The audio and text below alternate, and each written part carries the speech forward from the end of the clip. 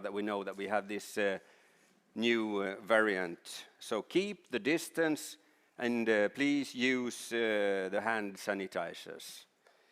My name is Mats Lindqvist and I'm a senior communication advisor at the Nordic Council of Ministers and at the Nordic Council. And today we're going to talk about one of the most important things or topics there is, democracy.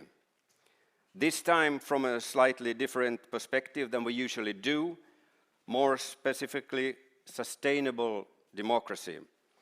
And the purpose is to present the strong democratic systems in the Nordic region, including the way in which the Faroe Islands, Åland and Greenland participate in the Nordic cooperation and how their participation increases sustainable democracy in the Nordic region. And we have, I dare say, an impressive list of experts who will give us their views on today's theme, and we will also learn about a new interesting publication on today's topic. The organizer of the conference is the Finnish Institute of International Affairs, commissioned by the Finnish Presidency of the Nordic Council of Ministers in collaboration with Åland and the Nordic Council of Ministers. And just a few practical details before we go on. It is a fairly long program today, I know, but there will be 2 coffee breaks, one at 13:50 and the second one at 14:50. And if you're active on social media, there will be the hashtags that you can use are written in the program. And if you have questions during the panel debates, we have a microphone for the public questions from the audience over there on my left side, your right side. So nobody needs to touch the microphone. It's corona safe. You just have to speak into it. I think that was all for me for this time, so let's move over to the program. And first on stage is Annette Holmberg Jansson, who is Åland's Minister for Nordic Cooperation and also for Social Affairs and Health. Please. Thank you. Honorable President Halonen, Assistant Secretary General Brandis Keris, Minister of Nordic Cooperation, Excellencies, distinguished speakers, guests, dear friends. It's a great pleasure for me as a Minister of the Nordic Cooperation to be able to open this conference together with my dear colleague, Mr. Thomas Blomqvist. This conference marks the peak of our cooperation during the Finnish presidency of the Nordic Council of Ministers, conducted in cooperation with Åland. Our intention regarding this conference is to highlight how this inclusion of the Faroe Islands, Åland and Greenland in the Nordic cooperation has become something that the Nordic countries can jointly highlight as a success concept, as a counterpoint to the political instability and polarization. The current year marks a milestone both for Åland and for the Nordic Council of Ministers. The autonomy of the Åland Island, based on international law, celebrates 100 years during the year 2021-2022. The Nordic Council of Ministers was established in 1971 and celebrates this year its 50 years anniversary. The Faroe Islands, Åland and Greenland are today both a natural and self-evident and a contributing part of the Nordic family. Our intention is to present the strong democratic system in the Nordic region, including the way in which the Faroe Islands, Åland and Greenland participate in the Nordic cooperation. Furthermore, we want to highlight how participation from the Faroe Islands, Åland and Greenland in the Nordic cooperation increases sustainable democracy in the Nordic region. A sustainable democracy that counteracts conflicts between areas and regions, as well between countries. The inclusion of the Faroe Islands, Åland and Greenland in the Nordic cooperation has become something that increases democratic sustainability in the Nordic region. The approach to the Faroe Islands, Åland and Greenland makes the Nordic region and the Nordic region as a whole unique even in a global perspective. I am pleased that we today can present so many distinguished speakers and that we can take part of the research effort made prior to the conference by the Finnish Institute of International Affairs in close cooperation with the Åland Peace Institute. Last but not least, I would like to thank the Folketinget for letting us use these premises. Thank you.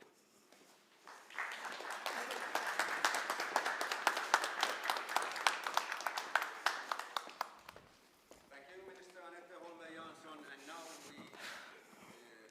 Kolla snyggt. Yes, I think so. Now we should... We are having small technical problems. I think we have heard those words many times during the last 2 years. Small technical problems. How small are they? Should we go on with...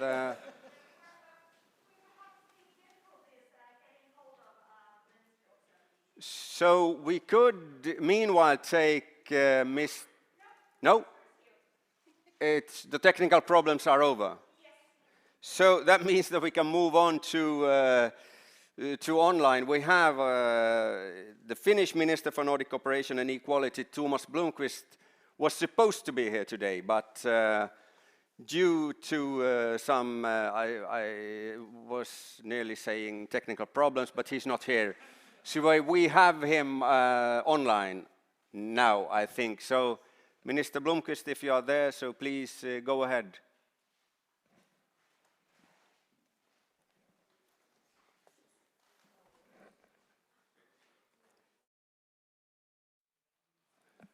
Sorry, we can't hear you. Mr. Blomqvist, I can't hear you. Still having, wait a minute. Nodding their heads over there. That means that no, shaking their heads. That doesn't look so good. We could take Gunnar Wetterberg in between if this seems, shall we do so? Okay, so we go on to Gunnar Wetterberg, and I'll see on my manuscript where I find you. Here I find you. Gunnar Wetterberg, I now introduce Gunnar Wetterberg, who is, among many other things, author and historian, member of the Royal Swedish Academy of Sciences and of Royal Swedish Academy of Engineering Sciences. And now that we are in the Nordic setting, I also have to say that you wrote the book called Förbundsstaten Norden, the federal state of the Nordic countries, a few years ago, which was quite debated, I remember. So please, Mr. Wetterberg, the floor is yours. Well, thank you very much, and thank you for allowing me to speak in front of so many distinguished guests and other friends in the Danish Parliament. I was asked to put the question in some perspective, and my perspective is a dual one. I have approached the Nordic question from two sides. I was a diplomat and a bureaucrat in the Swedish Ministry of Finance, so I did Nordic cooperation very practically in the 1990s crisis with all the turbulence that occurred at that time, and gave us a strong sense of the Nordic community that we belonged to and that we shared a lot of problems with. But I've also approached it as a historian, and especially when I wrote the history of the 14,000 years of my home province, Scania, on the other side of the Sound. Because when I wrote that book, something struck me. I was deep into Nordic history. And I wrote about Nordic history in the 11th, 12th, 13th centuries with an outlook to what was going on in the rest of Europe. And in the rest of Europe, the nation states formed. The English were fairly early. The French came on not long after. When I was at the university, we made fun of the of the Germans and the Italians because they were so late at it. And suddenly it dawned upon me that we are still the Balkans of the North. We're not only divided in two realms as we were in the Middle Ages, but we have now come up to 5 different countries and 3 autonomous regions. And of course, I asked, why is it so? And I went through a legion of missed opportunities. Queen Margaret the First was not the first to try to form a Nordic Union.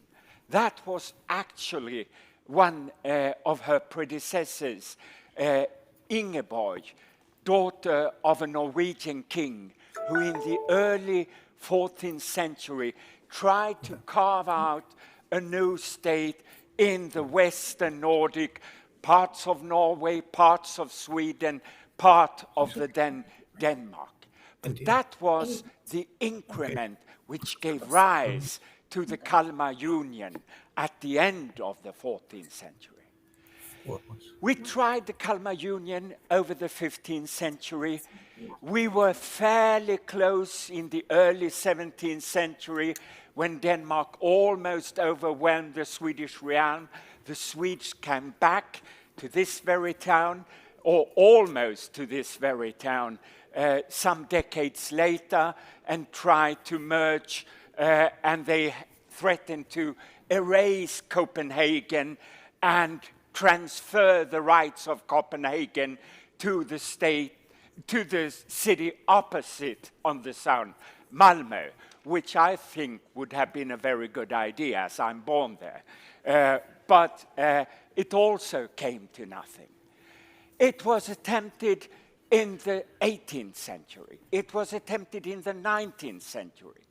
And after the Second World War, we had probably the strongest popular support ever for a Nordic cohesion, which was tried in a defense union in the 1940s, in a customs union in the 1950s, in a Nordic economic region in the 1960s. But all of that came to naught. And why did it come to naught? Because there were always outside powers who were not interested in a Nordic state. Because a Nordic state would have controlled the waterways to the Baltic, which was commercially and lately for security reasons very important. So every time there was an attempt at Nordic Union, somebody intervened. It was the Hansa in the Middle Ages and in the 14th, 15th, 16th centuries. It was England and the Netherlands in the 17th century. It was Russia and Prussia in the 18th and 19th century. And then it was the superpowers after the Second World War, because the United States wanted Denmark and Norway in NATO and were not interested in a Nordic defense union, and the Soviet Union was not interested in Nordic cooperation that would have brought Finland closer to the European community. And then it struck me, now that the superpowers are gone, why don't we look at it from a new point of view? And it was then that I wrote an article which was later developed on the initiative of the Nordic Council into this book about the United Nordic Federation. And I argued from the point of view of my professional experience, that in negotiating terms, the Nordic countries are far away from the G20, where all major decisions are taken. But if we were together, we would be one of the, say, 11th, 12th member of the G20.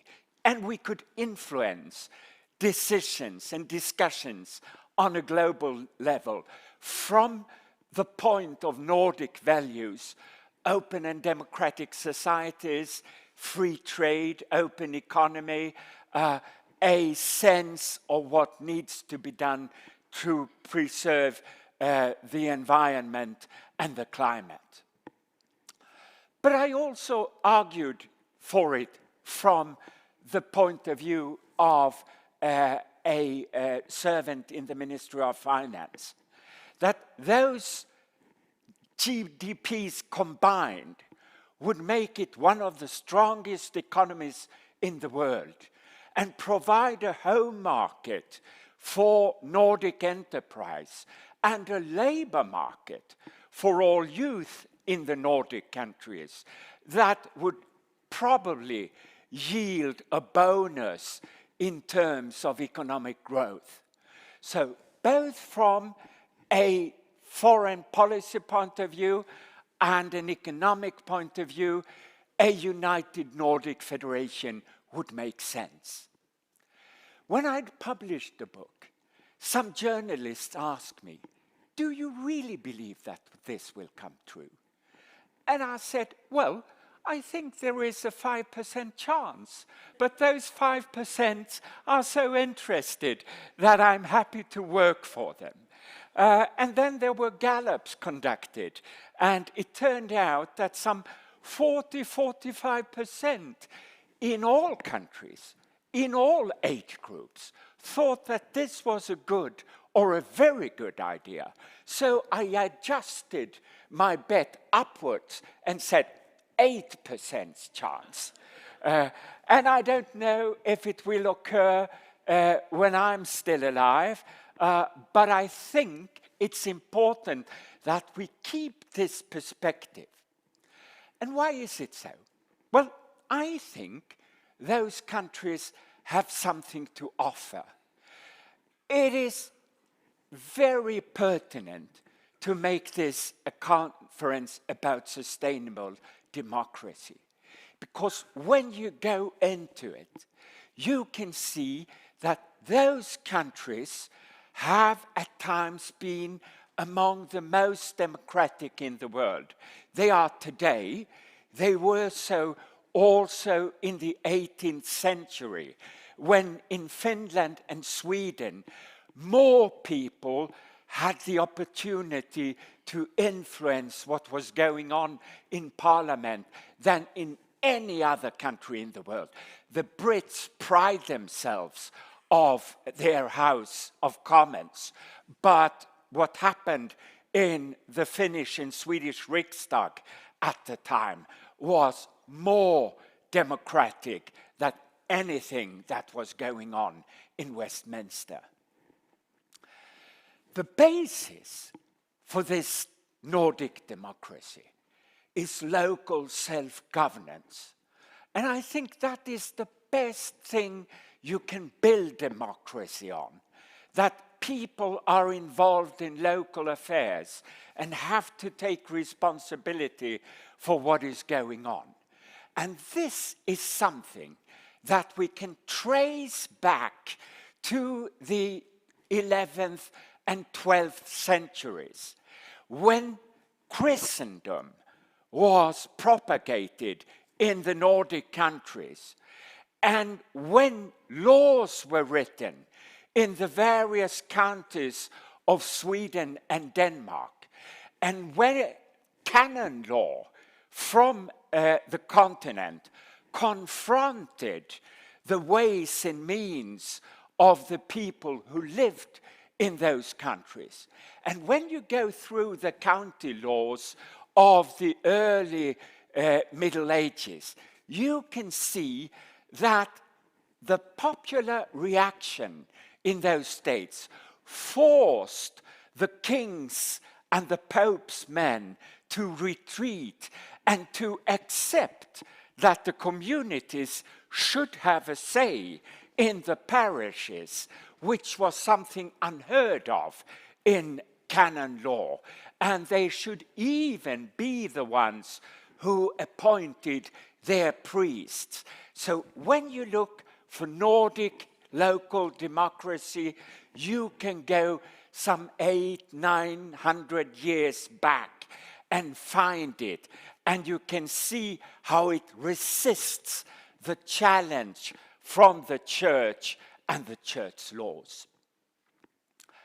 How does the Faroes, Greenland and Åland come into this?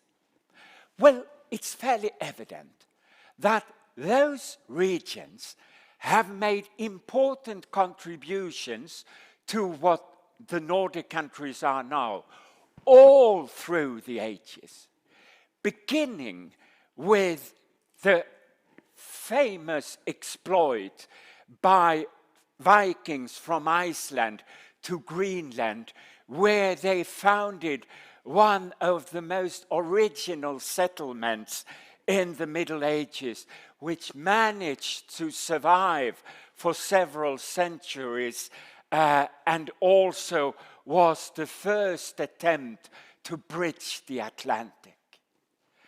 Not long thereafter, the Faroes contributed to Norway one of the most famous royal families in Norwegian history, which made Norway at the time the most advanced society in among the Nordic countries, which established fairly modern ways of governance already in the 13th and 14th centuries.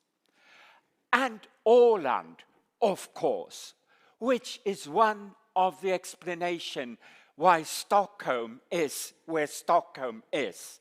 Nobody would have thought of planting a city in such a hostile environment as Stockholm if it hadn't been for Åland and Finland and the trade in the east-westward direction, which make Stockholm be a little island, but on the very midst of that axis between the iron ore in Bergslagen in Sweden and all the goodies that could be bought from Finland and from Åland.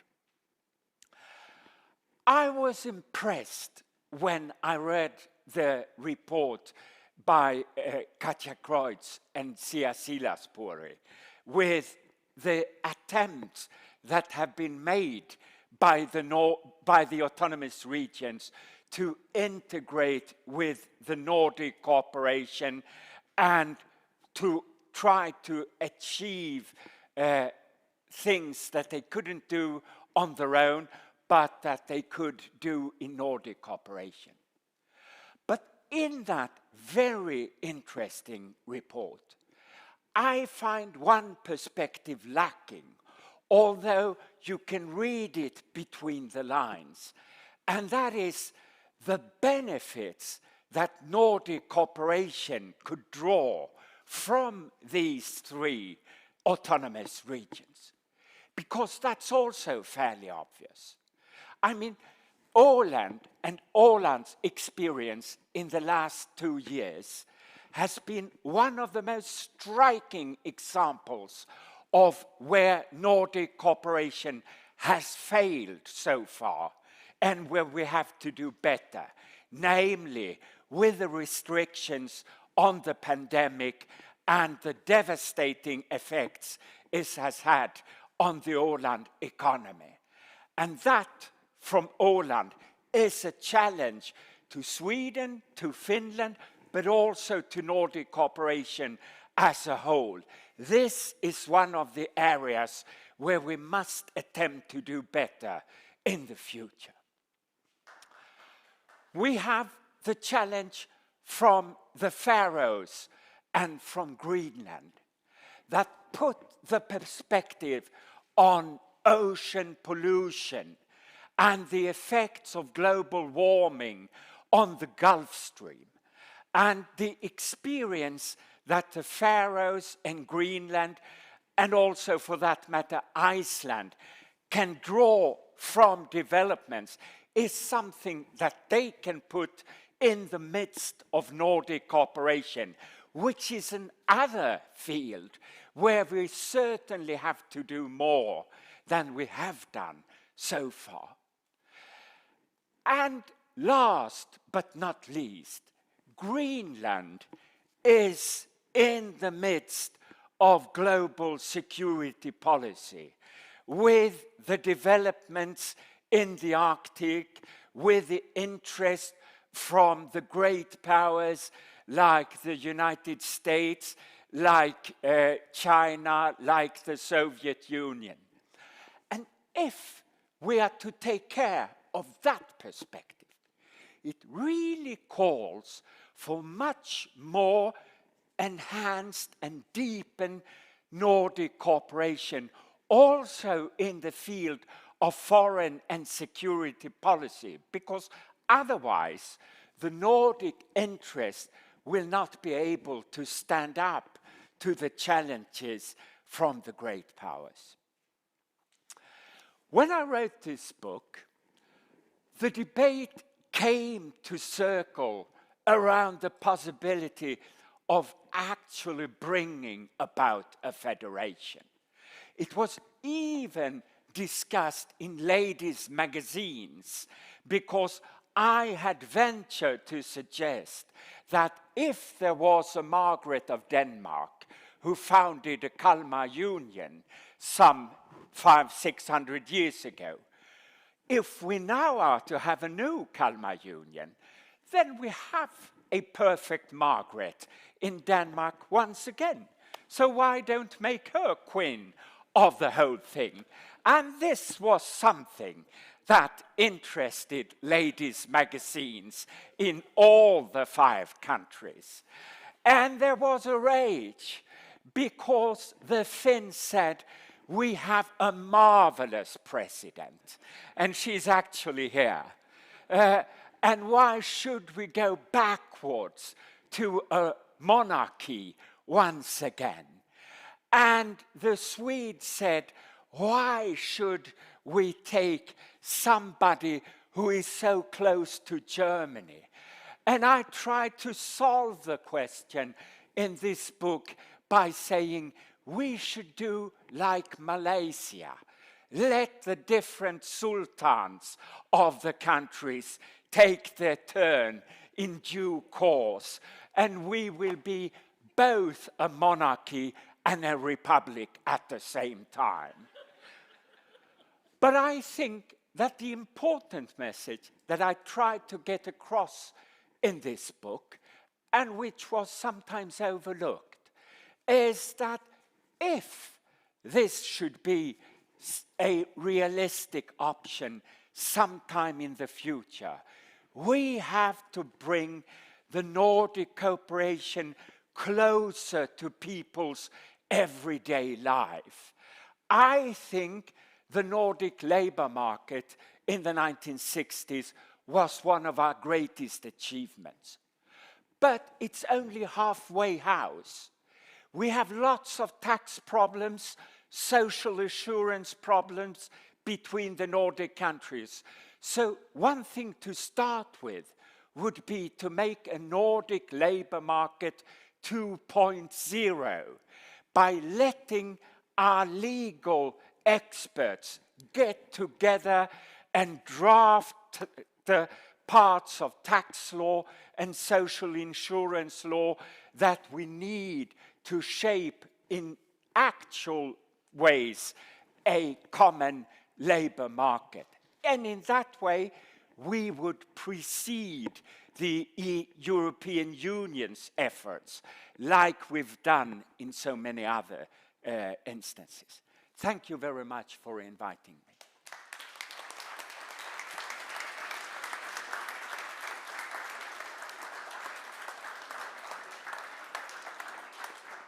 Thank you very much, Gunnar Wette, but I think we got it the whole. We got the foundation, we got the tradition, and we got the how we could develop it in the future. Thank you very much.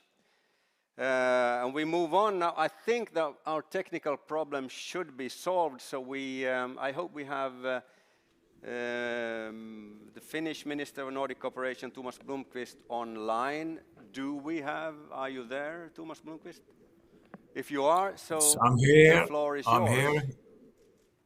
here. I'm here if you can't hear me. We hear you. Okay. President Halonen, Assistant Secretary General Brand Keris, ministers and colleagues, distinguished guest speakers, excellencies, dear friends. Sorry for the technical problems we had in the start, and thank you, Gunnar Wetterberg. It was very interesting listening to you. As you all know, Finland has this year been chairing the joint work in the Nordic Council of Ministers. It has been a presidency marked by the present pandemic. To a large extent, the pandemic has shifted our lives to a virtual mode of communication and interaction. Nordic cooperation is, of course, no exception in this regard. Although I was personally very much looking forward to be there with you in Copenhagen today, I'm afraid the pandemic and related safety measures have meant that I now have to participate in this event virtually. That said, it gives me great pleasure to welcome you all to this conference regarding the participation of the Faroe Islands, Greenland and Åland in Nordic cooperation, and in particular the model of democratic governance that this participation is an outstanding example of. For me, this underlines at least two very important and closely related aspects. First, we are here together from all the corners of our Nordic region and the world to discuss and debate issues that we think are important. We are here today in our own way building democracy by believing in dialogue, participation, and sharing experiences. Thank you all for that. Secondly, this conference is a concrete manifestation of the close collaboration between Finland and Åland during our presidency. So, Minister Annette Holmberg Jansson, thank you for the constructive and close cooperation during the entire year. In a way, perhaps this conference could also be seen as an example of Nordic sustainable democracy.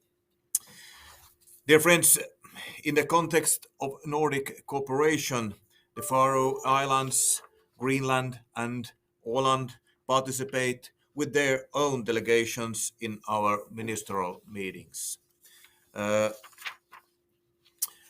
As spelled out in our Constituent Acts, they formulate their own positions and advance their own interests. They also host some of the more visible Nordic institutions. Their participation is extensive, and it would be fair to say that it surpasses by far what is customary in most other intergovernmental contexts. In the Nordic Council, which is the interparliamentary branch of Nordic cooperation, the legislatures of Faroe Islands, Greenland and Åland send 2 delegates each, which are entitled to use a full vote in the plenary.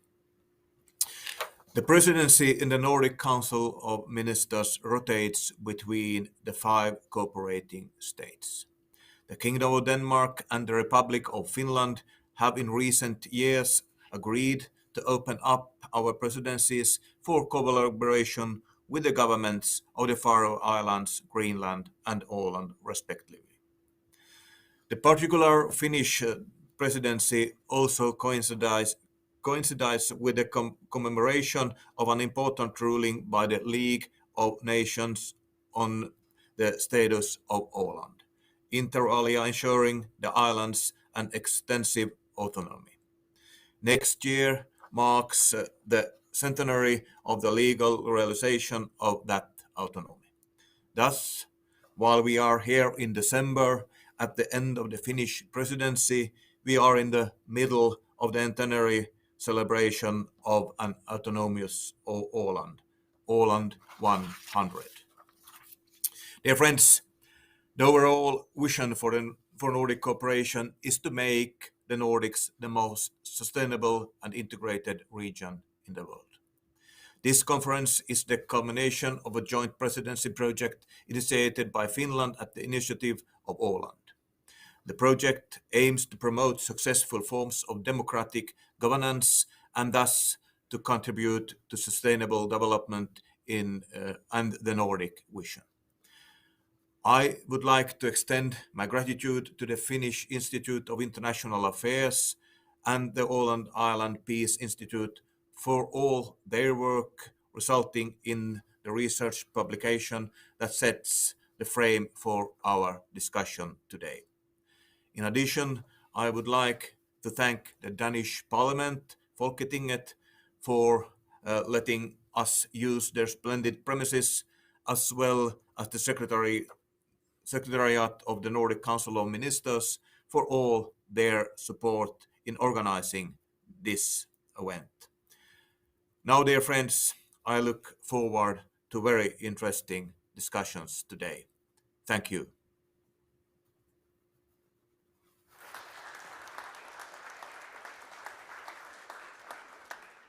Thank you very much, Minister Blomqvist. And I think, if I'm correctly informed, you will stay put and will be present also in the next panel debate. But first we have, I will say welcome to Sia Spilopolo-Åkermark, who is the director of Åland Islands Peace Institute.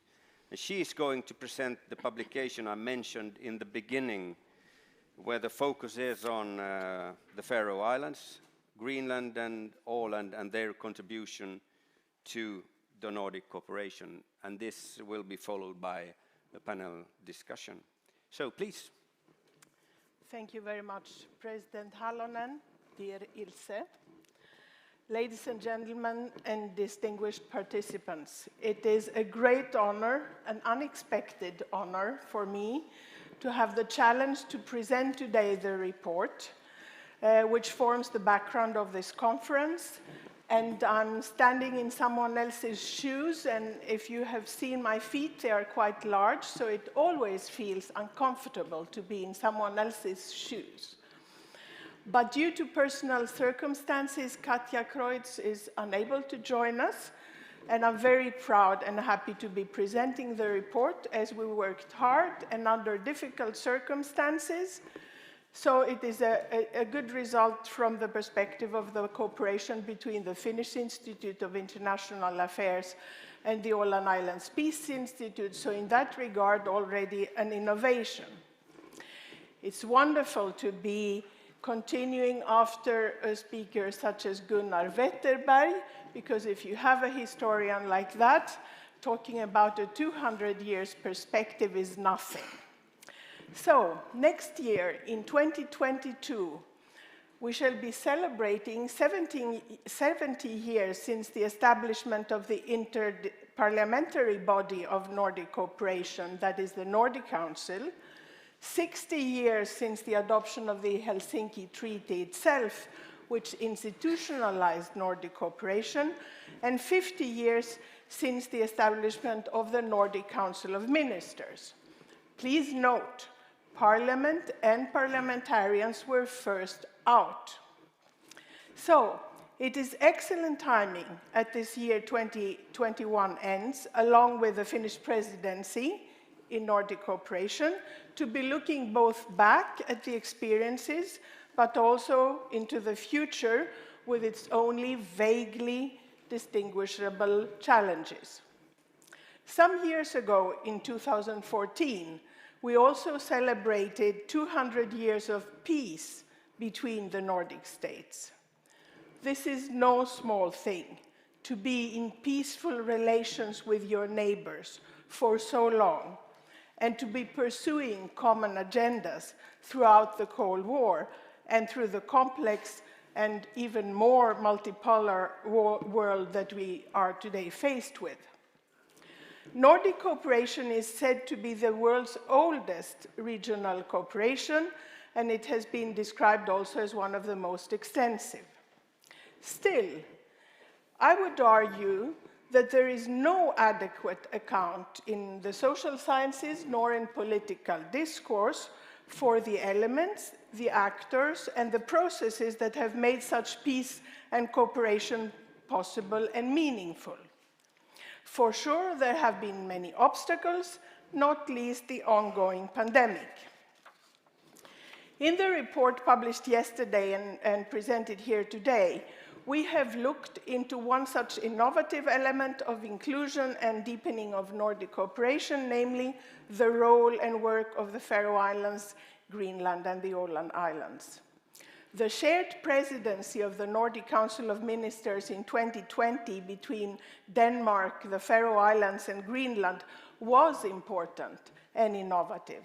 And it has been succeeded then by a similar solution for the 2021 Finnish presidency, which is realized in close cooperation with Åland. I shall not have the time to go through the details of the report, but I want to highlight certain core points.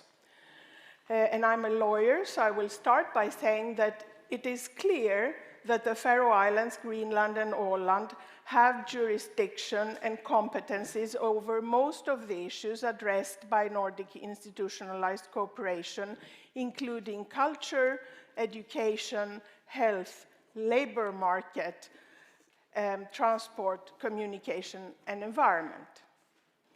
Through amendments to the Helsinki Treaty in 1971 and in 1983, and through subsequent practice, the three islands have achieved their own standing, we could say, in Nordic cooperation. The representatives of the Faroe Islands, Greenland, and Åland in the Nordic Council are allowed to submit proposals. They have complete voting rights in this parliamentary condition. However, the Nordic Council only makes recommendations to the Council of Ministers and Nordic governments. They cannot make binding decisions. And as Gunnar clearly noted, the money is controlled somewhere else. The money is controlled by the Nordic Council of Ministers. In the Presidium of the Nordic Council, which makes decisions on general political administrative issues, including the budgets of both institutions, the Faroe Islands, Greenland, and Åland do not have representation. They are entitled to be present and submit proposals, however, when matters of their concern come up, and they decide themselves what matters are of importance for them. So, in our report, we have looked at 4 dimensions, 4 levels. The aims in these islands with Nordic cooperation, the institutional arrangements, priorities and achievements, and I would say to Gunnar that here you find also the benefits and also the future outlooks. Nordic cooperation is valued really high in all the 3 cases, in spite of the differences in expectations. And it is very clear in all the interviews that we conducted that a common Nordic identity is perceived as something very strong. They compare themselves to the Nordic and between the Nordic. The Faroe Islands, Greenland, and Åland joined Nordic cooperation perhaps mainly in order to expand and deepen the scope of jurisdiction and the ability to be seen as a subject to be reckoned with. Yet, we found that the strategicness of this participation has not been fully explored. It's a little bit taken for granted on both sides. The goal of full membership has been mainly preoccupying the Faroe Islands, less so Greenland and Åland. And the Faroe Islands, as most of you would know, have submitted already applications on 3 occasions without success. One such application is pending, so it's actually interesting to have this debate because it's a pending issue. We have tried to understand what does it really mean for the Faroe Islands, what is the real benefit in this full participation. And at least 2 things are clear.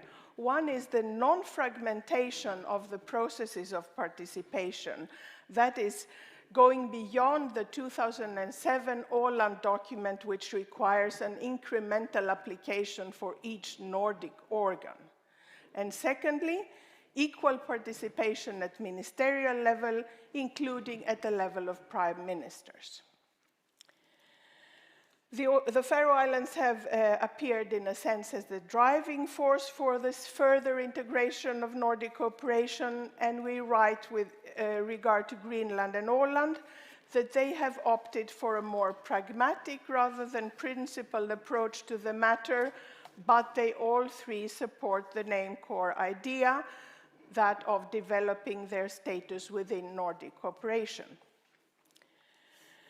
The Faroe Islands, Greenland and Åland have not conducted any structured evaluation of Nordic cooperation, and that has not been done from the Nordic cooperation side either.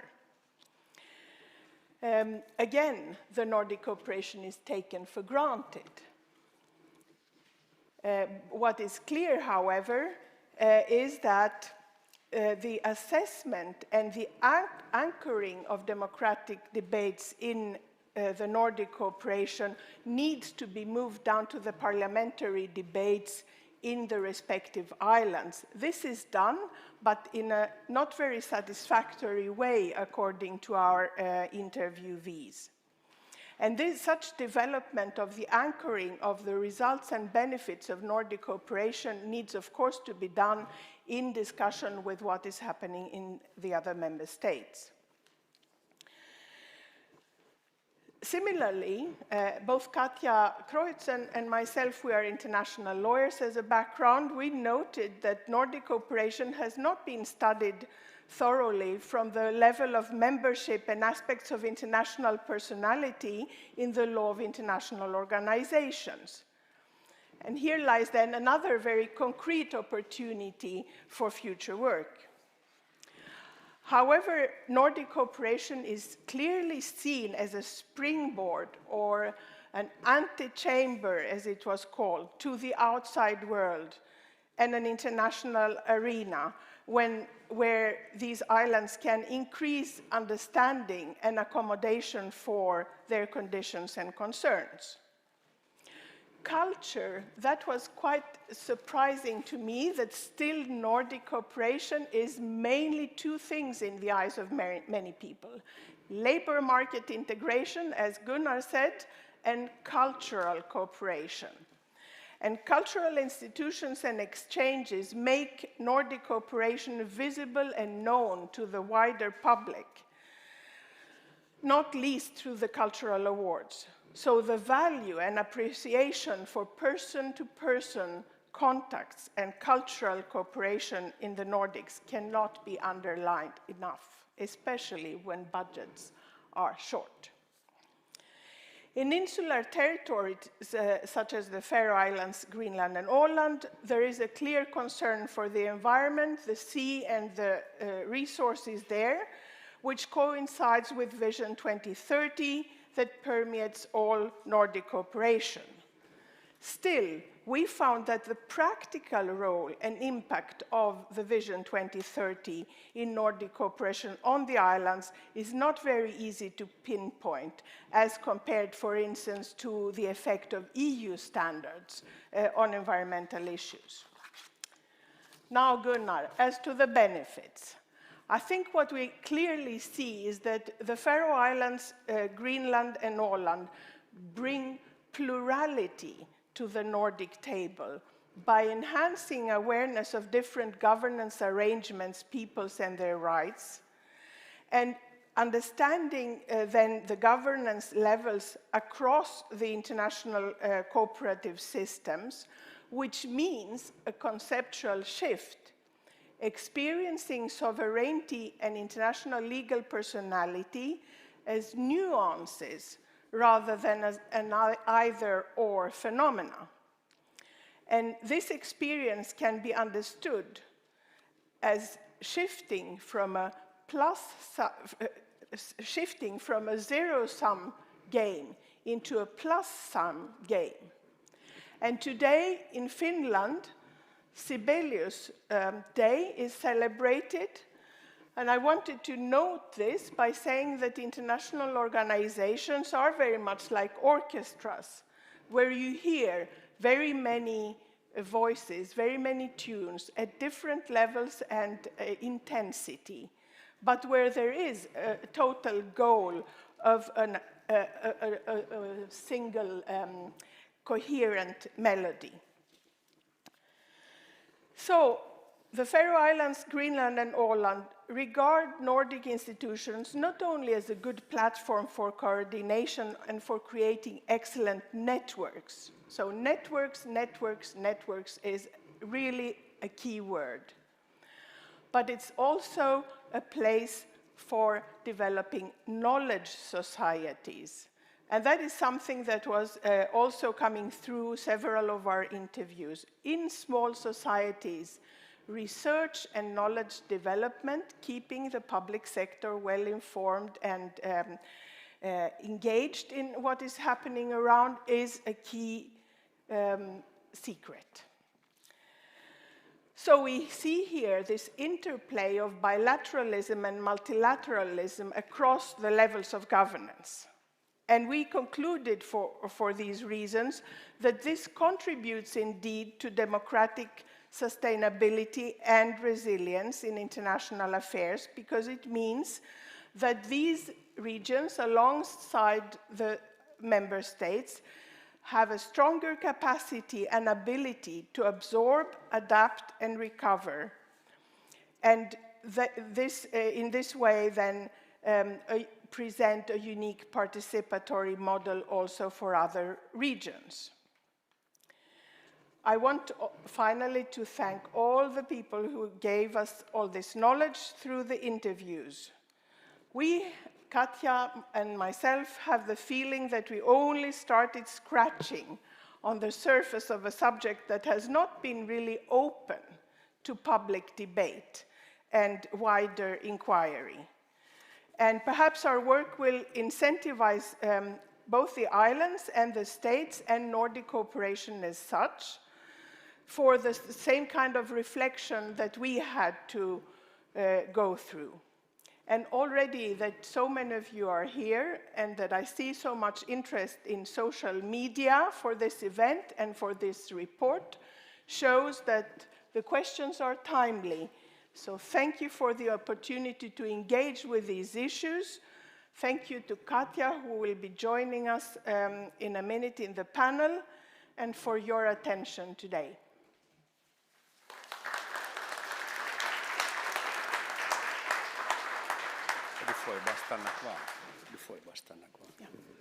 Thank you very much. And in fact, you are staying put on the podium because you are leading the next panel discussion. So if you please could call your... Yes, I'm not sure how all this works, but I'm very good at improvisation. If you like music, you have to do that. So we will have two people with us digitally, Minister Thomas Blomqvist and Katja Kreutz. But I would like to have Minister Annette Holmberg Jansson back here and Peter Petersen. And I think I will do so in order to save time, that I do not present the ministers again. We have already done that. I will present Peter Petersen, who is here with us today. Peter is a member of the Nordic Committee for Cooperation from the Faroe Islands, and perhaps one of the public officials that have seen Nordic cooperation from every possible angle. He is a very vocal and well-connected Faroese person. So if you want to understand more about the Faroe Islands, you should speak to Peter during the breaks. But Peter has also a background in economics, business, and management. So he is one of the best persons to comment on the issues that we will be discussing now. And this is a short panel of only half an hour. So we will have the two present commentators to start. I think this we will have to change the order since it's always most interesting to hear those who are actually in place. Annette will start and Peter will continue, and then we will hear Minister Thomas Blomqvist and Katja Kreutz. And you will have the chance to put questions to them, so prepare your questions in just a short while. Please, Annette. Okay. As mentioned in the conclusion of the report, for us living on Faroe Island, Greenland and Åland, the Nordic institutions is not only a good platform for coordination, it's also a site for us to get new inspiration, knowledge, and of course, as you said, networking. And that is between the politicians, but also between the government officials. But in my opinion, the Faroe Islands, Greenland and Åland can contribute through the experience and solution that small insular communities have. In connection with the development of the Nordic vision that the Nordic region will be the world's most sustainable and integrated region by 2030 and its implementation, Åland has been a strong contributor thanks to the, in large part, to our own work with the Åland development and sustainable agenda. Different perspectives in decision-making contribute in different ways to better overall assessments that results in better solutions. We, the Nordic Minister of Nordic Cooperation, may not always have the same views on different issues. And during the pandemic, the Nordic countries have chosen different models that unfortunately have affected the everyday lives in the Nordic citizen and Nordic cooperation negatively. Åland, due to its linguistic and cultural heritage and due to its geographical situation, has been able to be a strong voice for the border regions in general. And I would say that it has been very important to have someone that is really affected of living in a border region in the perspective of the pandemic. Thank you very much, Annette. We have agreed that we take a first round with a kind of a description of the situation as it stands today, and then a quick second round with future outlooks, before we will turn to the audience for questions. So, Peter, the floor is yours. Yeah, thank you very much. If we look at the Nordic cooperation, we have, of course, inspired each other in a level in the society, both politically, government official, education, research, business life, networking, and so on. So no doubt about is a valuable and very important cooperation for us all. We have benefited a lot from the Nordic cooperation, as well as we have contributed much to the Nordic cooperation. It's mutual, it goes both ways. An example is during research and culture, environment, sustainable energy, technical solutions. I can mention the Faroe Islands have the fastest mobile net in the world that is developed since our country is full of mountains, and that make a lot of challenge. The only competitor we have in that area with the speed on the mobile net is South Korea, and we are really struggling and fighting them every year. We have found solution that is necessary and fits for us. These are in many ways also exported for good purpose for other countries. The Faroe Islands have great potential to contribute to the Nordic cooperation and vice versa. This is due to that we have a complete society with all functions. Since our society is small but have normal function in place as bigger societies have, we are very good to find and see structures that make it easier to find good and fast solutions. This gives us a unique situation to take part in solutions that others do not have the same advantage as we have. Said that, it's obviously that the Faroe Islands can be used as a kind of research laboratory. That has been done several times, and many examples are in that case. The Faroe Islands have taken over the fields of responsibilities we cooperate about in the Nordic Cooperation.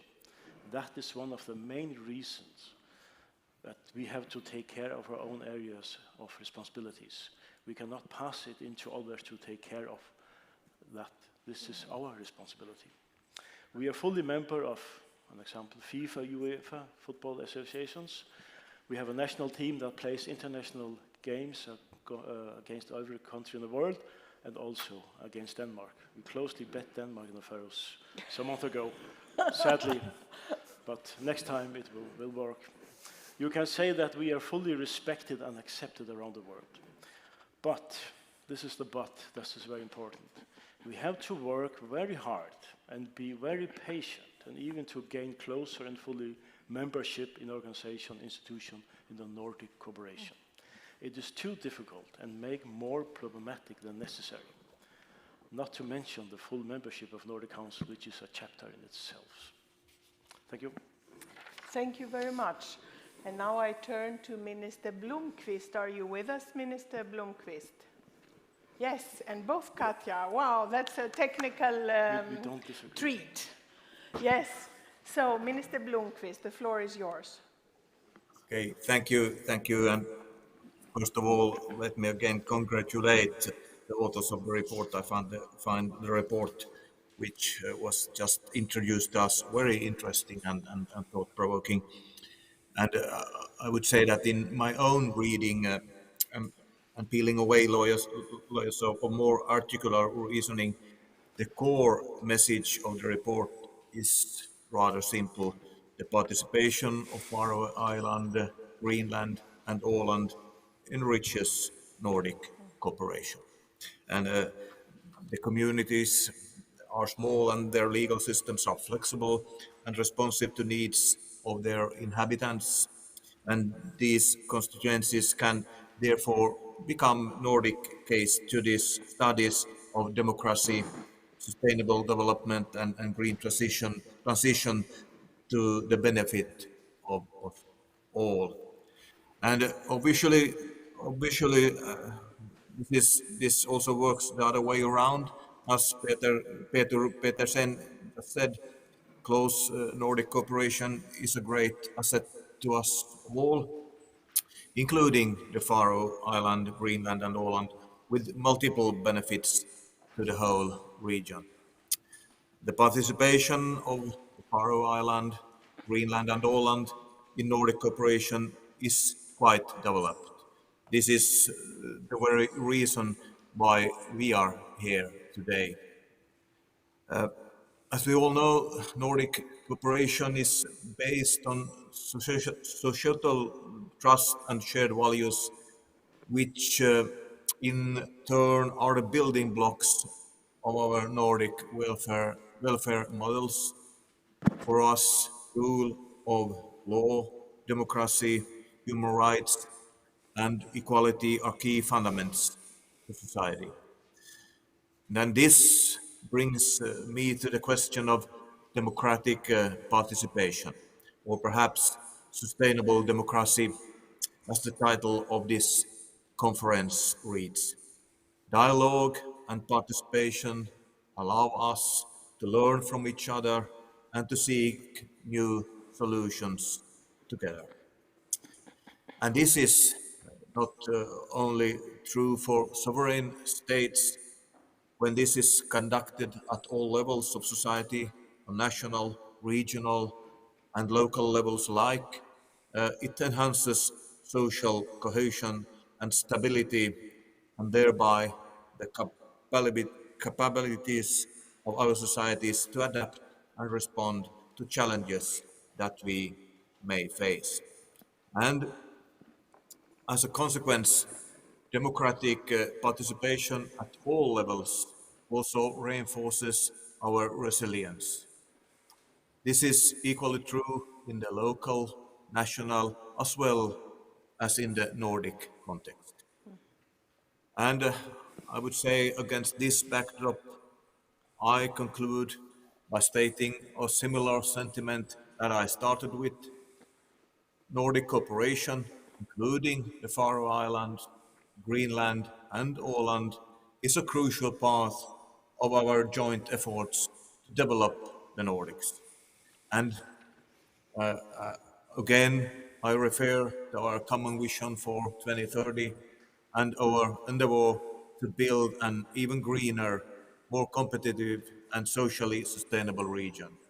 And I think we can say that we all gain from working together.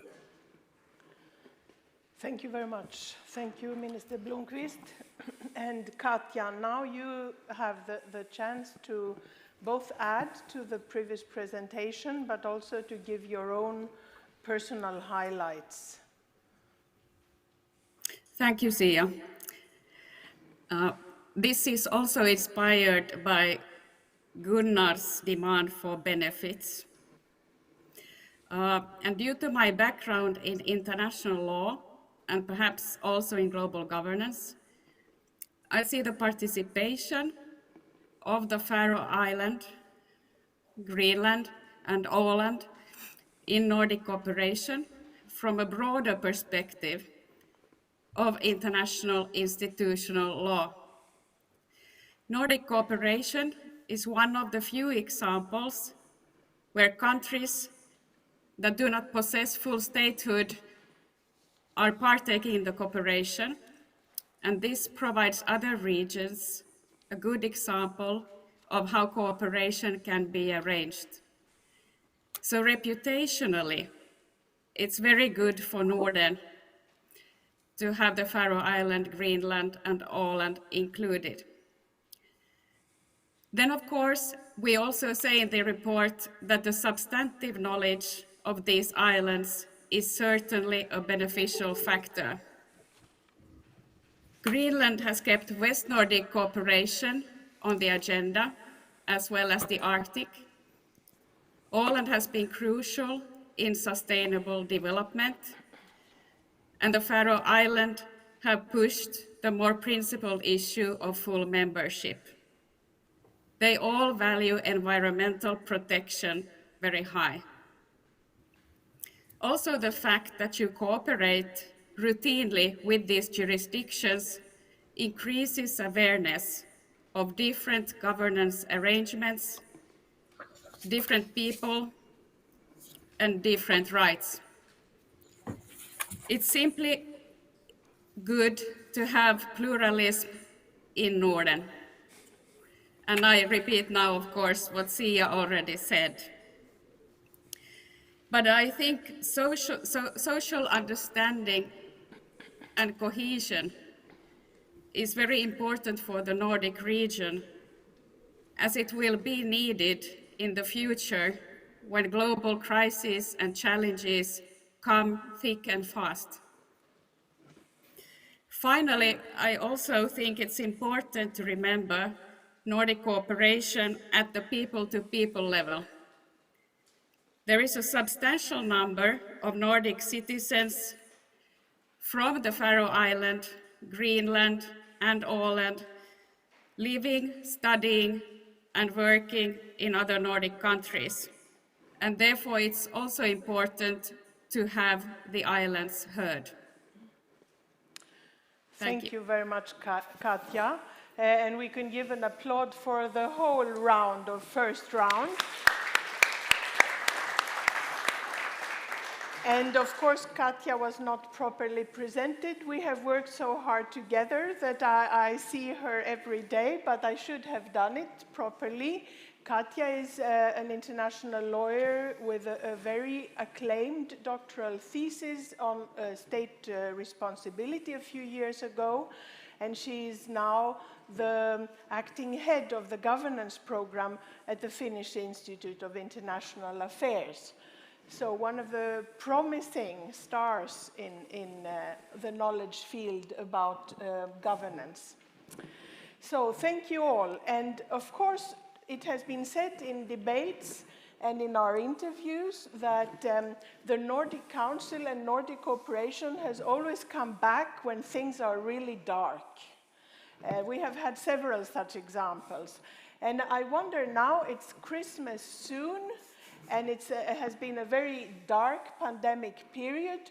What is your wish list from Santa Claus, perhaps a Finnish Rovaniemi Santa Claus, about what should Nordic cooperation give to you? What is your future priority? If you put it kind of short to give time for questions.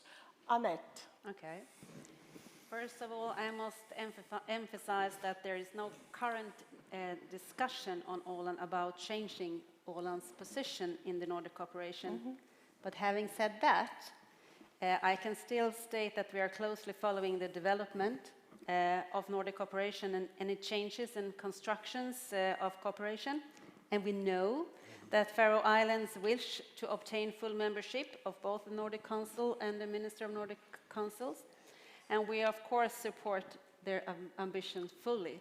And we, depending how that proceeds, they will make the way for us. And maybe Åland will want similar arrangements and solutions. Mm-hmm. That's short. I can continue. Yes, but we keep it short now. I think we also want people to have things to ask you during the breaks.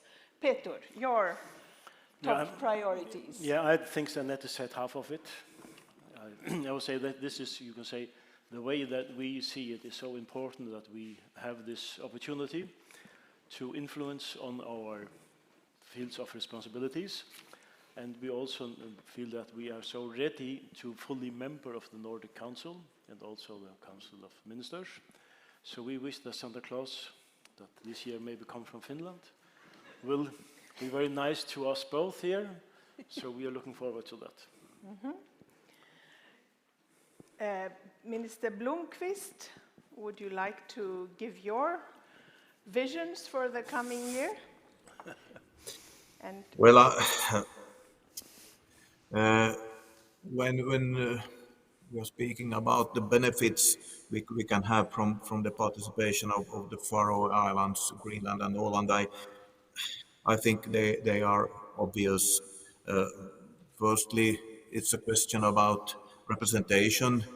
Each of these three have their own legislators, and their absence from our meetings would weaken democratic representation. So I think that it's a very important point of view. Secondly, I would say that we all know that the Faroe Islands, Greenland and Åland bring special knowledge and perspective to our work, and during our presidency, Åland, we have much benefit of that. Åland constitutes a border region, and during the pandemic, Åland has highlighted very concrete issues which are representative of other border regions, and this conference itself it's a project which has Finnish presidency has prepared, but it's an example of Åland is bringing its perspective to the cooperation that we have heard from the report.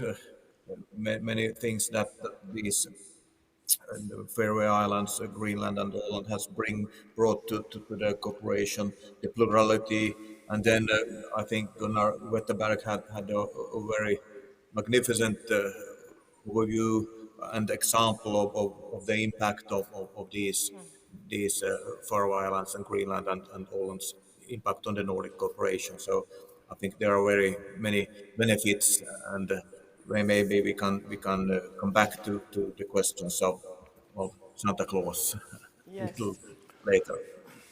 Thank you very much. I think you raised this issue that Peter also was emphasizing, this smart specialization of finding your niche and therefore also expanding your area of activity.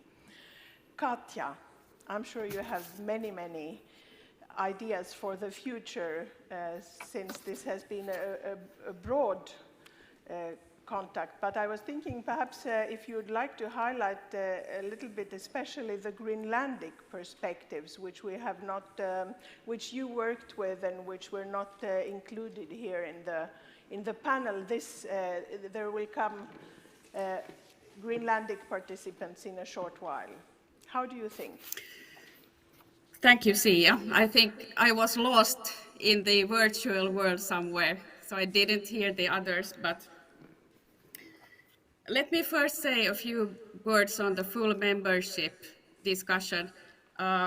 So while I think it would be important for the islands symbolically, because it entails recognition as a political entity and more opportunities, I also want to stress that many interviewees for the report also said that they could themselves invest more in Nordic cooperation in order to increase their voice.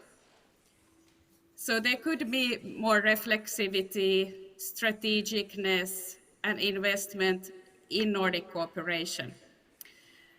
So they have not reached the limits of Nordic cooperation yet. And meanwhile, the discussion continues. I think it's important to have generosity, as we've seen with Denmark and the shared presidency, and now with Finland cooperating with Åland.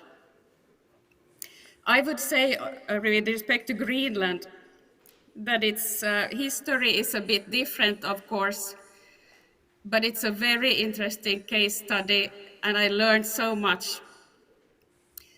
I think Greenland has many different dependencies, political interests that affects its choices with respect to Nordic cooperation. So in those terms, it's very, well, a rare case, and it gives us so much to understand the Arctic, and it brings the Arctic to the Nordic agenda. And it has a totally different geographical view on Nordic cooperation. Yes. That is different from we have here. Thank you, Katja. I think you talk about these different maps of Nordic cooperation, which is an interesting theme that we can discuss. There will only be time for 2 short questions, so no long explorations. Do we have any questions from the audience? Yes, please say your name and also to who you address. There is a microphone here. Yeah, we're not supposed to touch anything.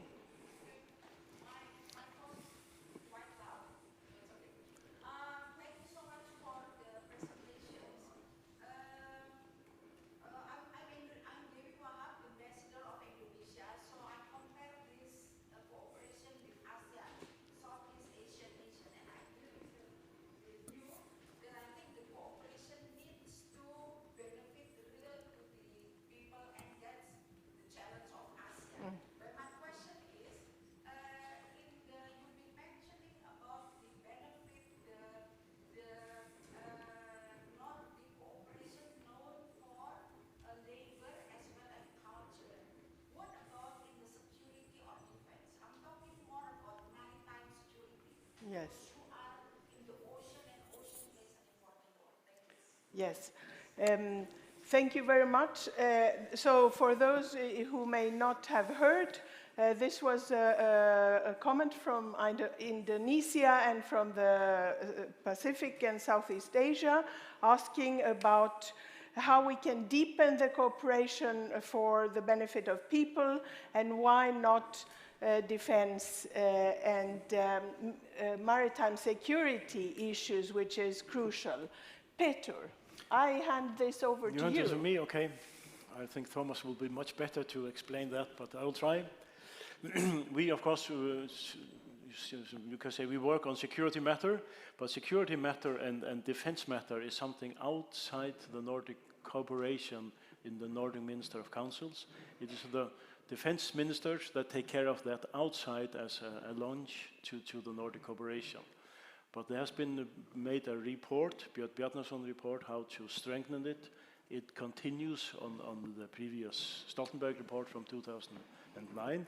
So there are a lot of working on that, but I'm not the right person to exactly say that because we are outside or kept outside that part of the cooperation. And from the perspective of the research and the report, the situation is that there is a paradox. On the one hand, there is a lot of international affairs work done in practice, but that is not reflected in the institutional arrangements.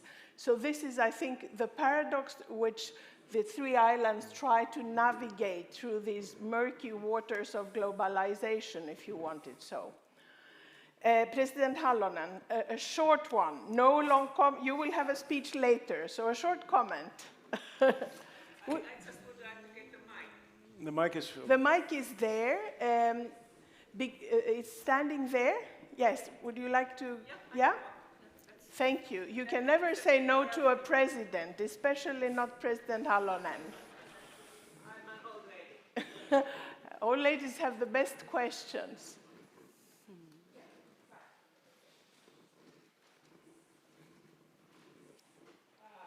See, I will say against what you said at this short. I will say only that the Nordic cooperation in peace cooperation shows that we don't need so much regulations. We have done it anyway. But my question would be more that whether Katja or the others have studied that it might be so that there have not been too many lawyers. I'm a lawyer myself. So in the Nordic cooperation, that we have done everything together, but we have not created too much such kind of legal systems like in EU. That, for instance, the labor market or the similar ways of any other sectors of the society has first thought together and then done separately in the country. So should it be an idea to be studied, whether it would help even in some other organizations like UN or in EU? Thank you. Yes, thank you. Just a short reflection, and then I will ask Katja to answer too. I think it's interesting that now the lawyers and through Professor Bakke, who is a Norwegian lawyer, there is a proposal, and it has already started exchanging views on the legal interpretation of EU legislation to have then a more common understanding of what EU legislation means for the Nordic cooperation. So this is a step along the lines of the question of Minister Halonen. Katja, do you want to add anything? I didn't quite hear everything. It was about lawyers. The question was, should there be more legal integration a la EU within... the opposite way. Okay, less legal integration. Think on the... Yes. If I say it once again, you have also the mic here, so I can come closer. So the question was that when Nordic cooperation has succeeded pretty well without any, how could I say, legal structures. So could it be better in such a way that, for instance, the European Union or UN could also try to find a consensus in the Nordic way, so that you just think together, work together, and then, if needed, the legal system. But you know that in Nordic countries we don't have exactly the same legal systems, but we do it in our own way in practice. So, Okay. less lawyers and more doing together. Well, not taking a stance on less lawyers, but I think that there has been a gap perhaps between the institutional side and the people side. And legal harmonization, we have done less and less in the Nordic countries now. So I don't know whether that increases the political relevance somehow for the people. It's a very difficult question. I really don't have an answer, but I think it's important to bridge the gap between, you know, the people and the institutions, whether they are lawyers or not. Thank you very much. I think we do not have any more time, and we are over our time, and we need coffee, as Nordics always do. Thank you very much. Yes, Peter. I just had a short comment. Peter wants a short comment. If allowed it. Yes. I was first to Katja. She mentioned something about we did not explore everything inside the possibilities we have. We applied for full membership in 2003, and we got the Åland document. We were not satisfied about that, and that was a little bit drawback, set us back. So you can say we just got more in ourselves and say that is not the good things to do, but we today accept it, work with it, but we also go for full membership. And the last thing I will say is that Halonen, I totally agree with her, it's always a question of political will. The legal things and jurisdiction and loyal that issues, follows, that is not that important. It has to be the political wish that has to follow first, and then the loyal things go behind. Thank you very much. An applause for the panelists.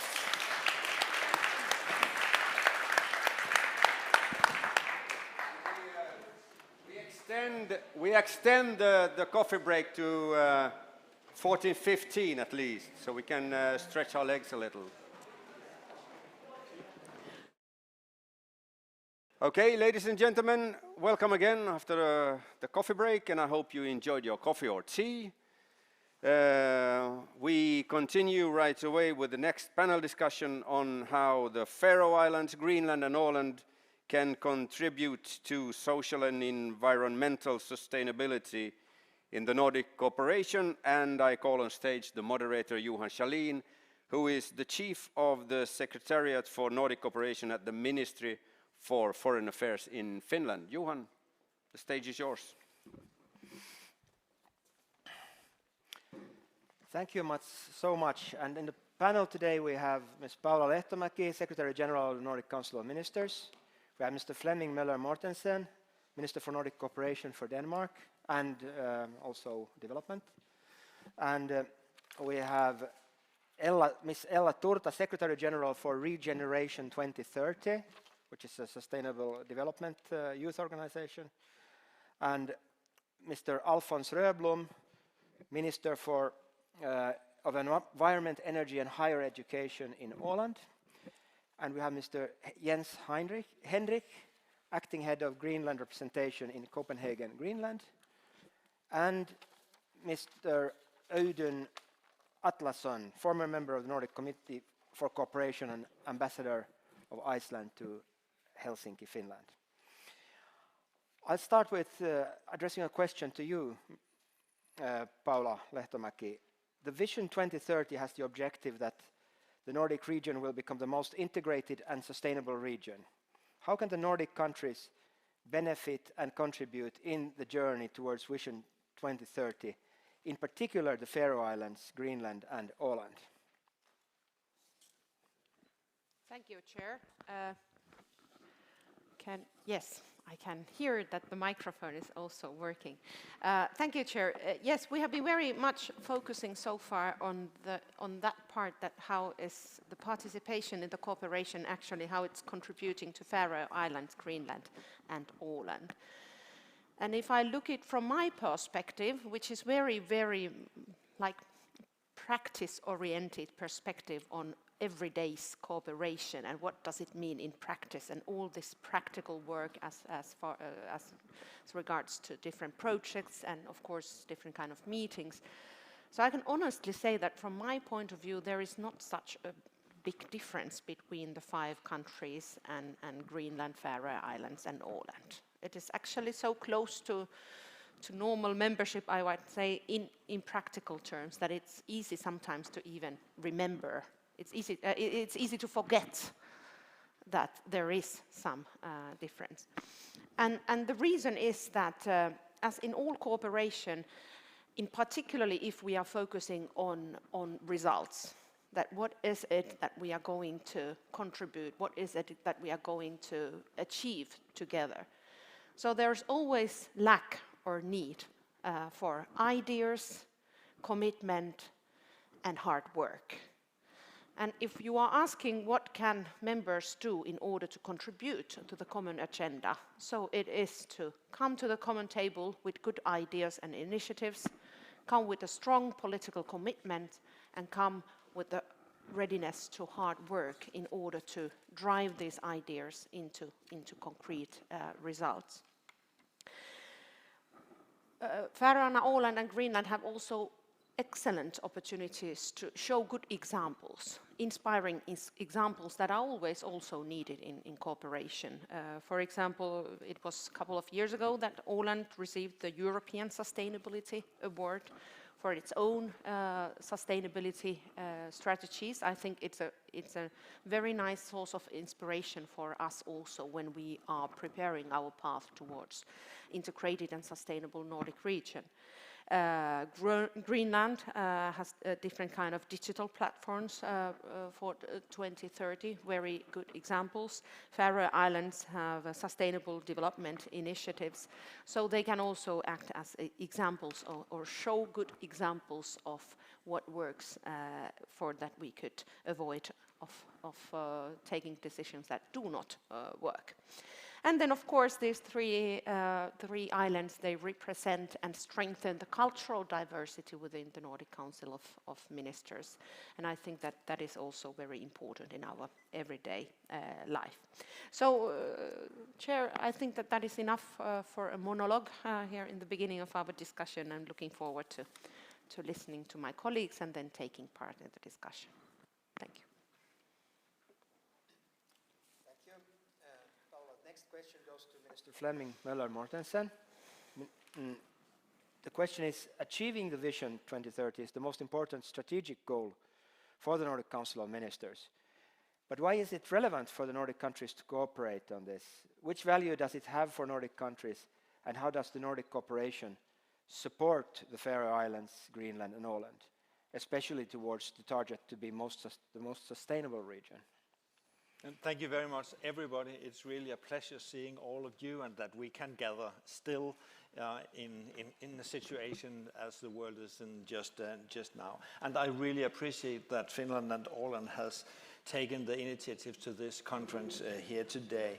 And I think when I look to you, it's obvious that the interest in the Nordic countries and the Nordic cooperation is big, and I understand it because the Nordic cooperation is quite unique in a lot of ways.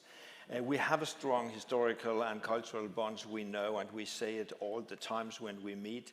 And it has a very big value to people in the Nordic countries and to the countries in general. We share a lot of values: democracy, transparency, equality, sustainability, and that's what it's about just now in the question to me. But we also recognize that we have similar strong societies, and we have a very well planned welfare society and system in all countries.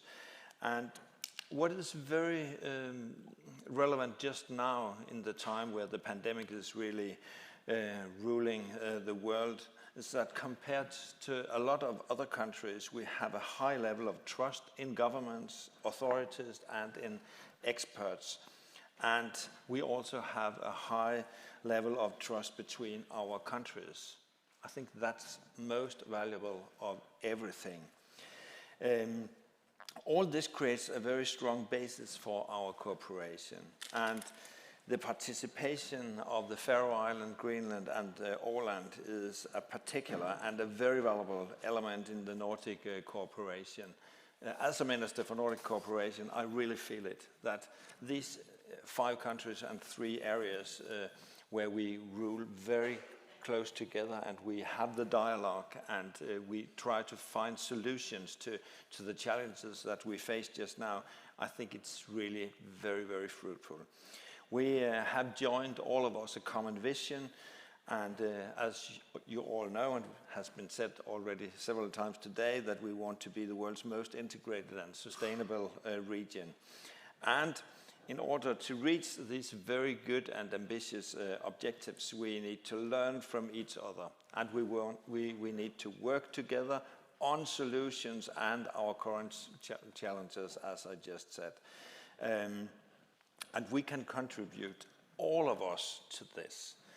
Even we are small countries, we also know that small parts of countries can be the place where new initiatives will be taken, where people maybe talk very close together, and they have the success to put up something on the agenda that big countries and big regions, they can't do.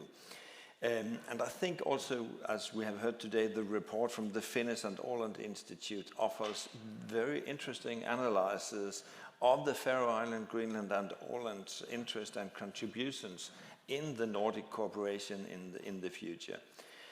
And it is also highlighted that Greenland, Faroe Island and Åland share a particular concern for the environment. And it's mentioned how their economies depend on managing climate changes, and that they could offer testing environments and creating new strategies. And that is what the world needs just now. And due to geographical circumstances, Greenland and Faroe Island have a particular challenge when it comes to sustainable energy security. And we have just seen it in Greenland. We have followed it during the last 10 days, how it comes to a very serious energy supply challenge in Greenland, and what that can mean to a society in general. As a part of our chairmanship in 2020, it's already said today, the Faroe Islands, Greenland and Denmark, we shared a lot, and I'm very happy that Finland and Åland followed up on that, because I think it's really it's a gift to all the democracies how to work together and how to share. And in the chairmanship in 2020, we also initiated the projects for sustainable energy solutions, and Faroe Islands was running for that, and likewise that also Greenland, they were implementing a project for sustainable coastal areas. So it's good examples of how we can let Faroe Island, Greenland and Åland take over, because they have a lot of experience and they want to do it, and they really commit when it comes to that.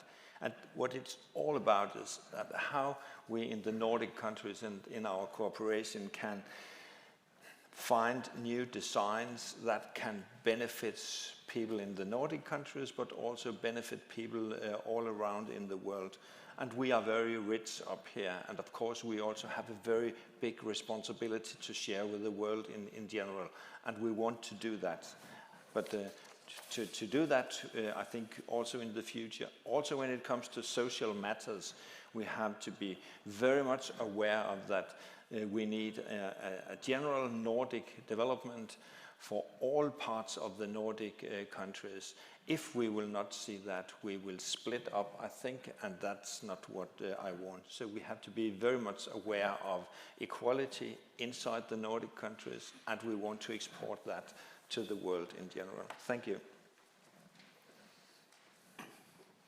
Thank you, Minister.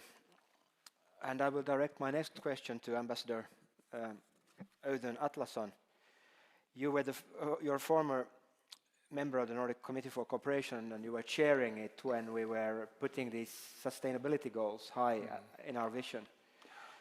How do you look at this cooperation today, and how we are working towards this vision?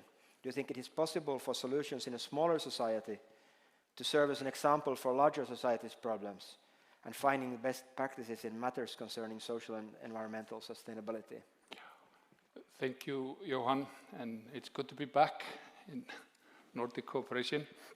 As the first speaker from Iceland, allow me first to congratulate Finland and Åland, Minister Holmberg Jansen and Thomas Blomqvist, if he is somewhere here in the internet, with a fantastic chairmanship of the Nordic Council of Ministers. These have been testing times. It's not easy to maintain a strong level of activity during the pandemic, so all praise to all of you. I would also like to praise the Finnish Institute for International Affairs and the Åland Institute of Peace for the fantastic report published last night. I read half of it already, and I recommend it wholeheartedly. And before answering your question, Johan, allow me also say, why is this so exciting for someone from Iceland? This topic, Åland, Faroe Islands, and Greenland. That may be because we are obviously the smallest of the big, of the Nordic five, but we are also the biggest of the small. Meaning that we have a particular understanding, perhaps, of the characteristics of smaller societies, be them in the Faroe Islands or Greenland or Åland. We also, of course, share more with our friends in the Faroe Islands and Greenland. We share the North Atlantic, we share the Arctic.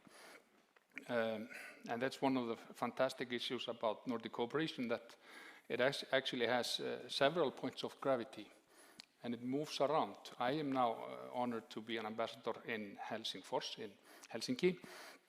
And of course, there are some ways to look at Nordic cooperation from there, and I've been thrilled to learn more about Åland. I visited Mariehamn a couple of times already. But sitting in the North Atlantic, like us Icelanders, our perspective is a bit different. And there we have the Arctic issue as another institutional framework for Nordic, sort of parallel to Nordic cooperation. And Arctic issues are definitely highly relevant for the Nordic Council of Ministers and the Nordic Council, and obviously, and perhaps increasingly relevant in the future. And there comes to mind, because we've been talking about trust and inclusiveness, these are key words, and they are directly linked, by the way. If you are included, that will install trust in people's relations. And there comes to mind the saying, which is sort of like a phrase in Arctic cooperation, when we talk about the 4 million people who live in the Arctic. That's the total number of people who are actually living in the Arctic. And then they always say, nothing about us without us. And that's a good phrase. And it's also applicable to Nordic cooperation. And this is why I think this conference and this emphasis during the last 2 years in the Nordic Council of Ministers has been so important. Now, coming to the question, Johan, and sorry for my long introduction. Well, is the glass half full or is it half empty? That's the good old story. Of course, Nordic cooperation is not perfect, and it has its ups and downs. I think I wasn't here in the session a month ago, and I understand there was quite a healthy democratic debate on flaws and limitations, lack of consultations and cooperation, especially when it comes to border control. Then again, I think we saw a very vibrant, dynamic, adaptive, reflective Nordic cooperation throughout the pandemic. More meetings. I know my colleagues in Iceland, my successors in the Nordic department, they were working day and night because the numbers of meetings had increased so much. I also know from some colleagues in the health sector, in the pandemic experts and the chief epidemiologist's office, that there's a lot of organic Nordic cooperation going on all the time, which nobody ordered and nobody somehow institutionalized, let alone made a legal basis for, like President Halonen made a good point just now.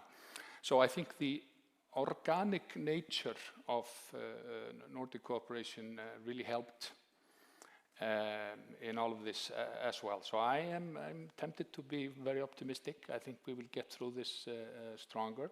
But the challenges are obviously numerous, coming at us at great speed. Therefore, I think the Vision 2030, with so much focus on sustainability as well as integration, is crucial for all of us, and we have to maintain focus in all of this as well. Thank you.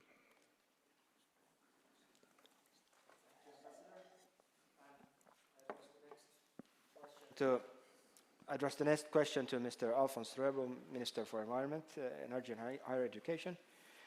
From Åland, what are the success factors and challenges for the Faroe Islands, Greenland and Åland in the area of sustainable development in the context of Nordic cooperation? And can you give some good examples and maybe some lessons to be learned for the Nordic cooperation? Thank you. Thank you very much. It's a pleasure to be here and to meet all of you. I think it's interesting that for Åland, the area of sustainable development has opened doors to international rooms that I think hasn't been that open before. Because when it comes to the examples that Åland can show, there is a lot of international interest. The international community is looking for good examples to learn from and to get the inspiration from. So I think it's very interesting how you, as a minister for a small society as Åland, you can suddenly sit in a digital room facing leaders from around the world. I was in one of those meetings and I was waiting for the meeting to start, and suddenly I sat opposite, I think there was the chief of environmental policy of Sao Paulo that was sitting in front of me, and I was like, hello, hello. So it has opened doors for Åland, and it is the power of the example. And I think that is a very important thing to have in mind when we're trying to solve these epic challenges, is that all testing and all new things start small. And Åland, we are promoting Åland as a good test bed for example, energy solutions and stuff like that, because we are on an island, and I think that is the same for the Faroe Islands and Greenland, that we are island societies, and you can try new things and monitor it and learn from it. So that's one good thing. When it comes to examples, we are very proud of our development and sustainability agenda that Paula mentioned. It was in 2014 that the Åland Parliament decided that Åland will become a fully sustainable society no later than 2051. And to reach this goal, we created the Development and Sustainability Agenda. And it was created through a very bottom-up, inside-out, including process, so that all of society, all parts of society, could be and should be a part of the work. And that is a key issue, that we have to include every part of society in this work to manage these challenges. And with the agenda as backbone, we created a network called Bärkraft, and the network is there we have the civil society, we have the businesses, we have the public sector and the politicians and all the municipalities and so on, and I have seen with my own eyes that this network is very important because it creates different engines. Because the sustainable development isn't in one department or only in the government or in the parliament. It has to be in the society as a whole. So if one of the engines are starting to fail, the other engine come up and they help the other engine to work again. And I don't want to say anything bad about the politicians, but sometimes I feel that politics is perhaps one of the engines that run a little bit slow sometimes. So if the other engines come to the rescue and make things happen quicker. So our agenda and the inclusiveness and the network that was created is something that we really do promote, and that has found some great interest around the world. And the second example I would like to raise is that when we talk about, for example, the food industry, we have to reconnect between the people and where the food comes from. We have this huge mega trend about people moving into the cities, and there is perhaps a little bit of not really knowing where the meat comes from, or where the fish come from, and where the bread comes from. And that's something we have to be very aware of, and that's something I'm quite proud of that we have in Åland, that if you buy some meat in the store, in many cases you can find the name of the producer, the name of the farmer on that package. And that creates this some kind of relationship with the producer. This is of course something that can be done in a small society, but I hope that it can be a small example for something that is done in a small society that can be upscaled, at least the philosophy behind it. I think I stop there. Thank you. Thank you, Minister. And I direct the question to Ms. Ella Turta, Secretary General of Regeneration 2030. How do you see, what should the Nordic Council of Ministers do to learn and enhance the role of Faroe Islands, Greenland and Åland in the path on how the Nordic region will become the most sustainable region? In what way can the Faroe Islands, Greenland and Åland contribute to the journey towards a most sustainable region? Thank you for that question. I would actually like to tell you a little story from when I attended COP26 in Helsinki. There was this great event that was arranged by the Nordic Council of Ministers in a Nordic hub arranged at the Nordic Cultural Point in Helsinki. So there was a session, a joint session between the Helsinki hub and Glasgow, discussing Vision 2030. And I remember so strongly a young, smart person in the audience after the discussion actually posed a question, perhaps to you, Paula. What is Vision 2030 really about? What does this actually mean in practice? How does this affect me as a Nordic citizen? And I remember that there was a good discussion about this topic, but I really think that this was such an important question to actually raise. What does the vision actually mean to the everyday citizen, to all the Nordic citizen? How is the vision actually embedded in the Nordic societies? And I really think communicating a vision and what it actually means is also a precondition to actually make that vision a reality, a precondition for a successful change, but also that including people in the work towards that is also a precondition to what we're talking about today, sustainable democracy. And against that background, to this history, I would just like to continue on what Alfons already highlighted and actually raise a good example from Åland, or continue raising that good example from Åland.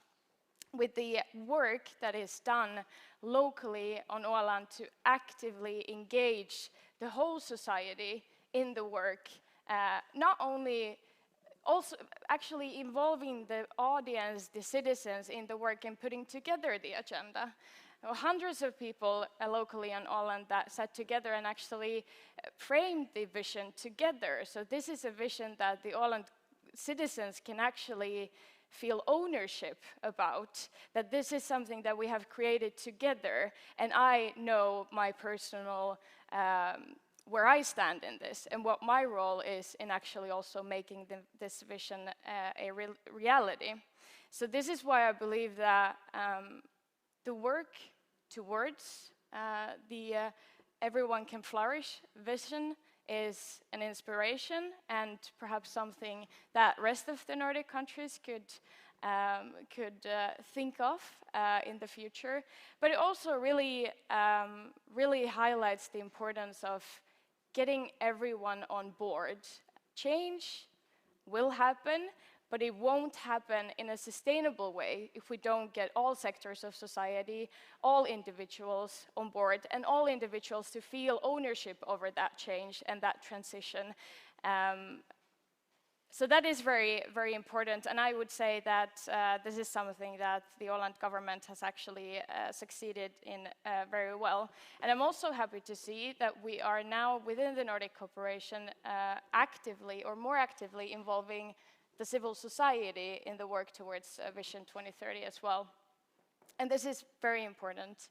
But I would also, just going back to the question that was raised then during COP26, how could we also try to make the vision more available to the everyday Nordic citizens, to each and every one of us to feel ownership over the vision and feel ownership that we each and every one of us can actually do something in order to make that happen.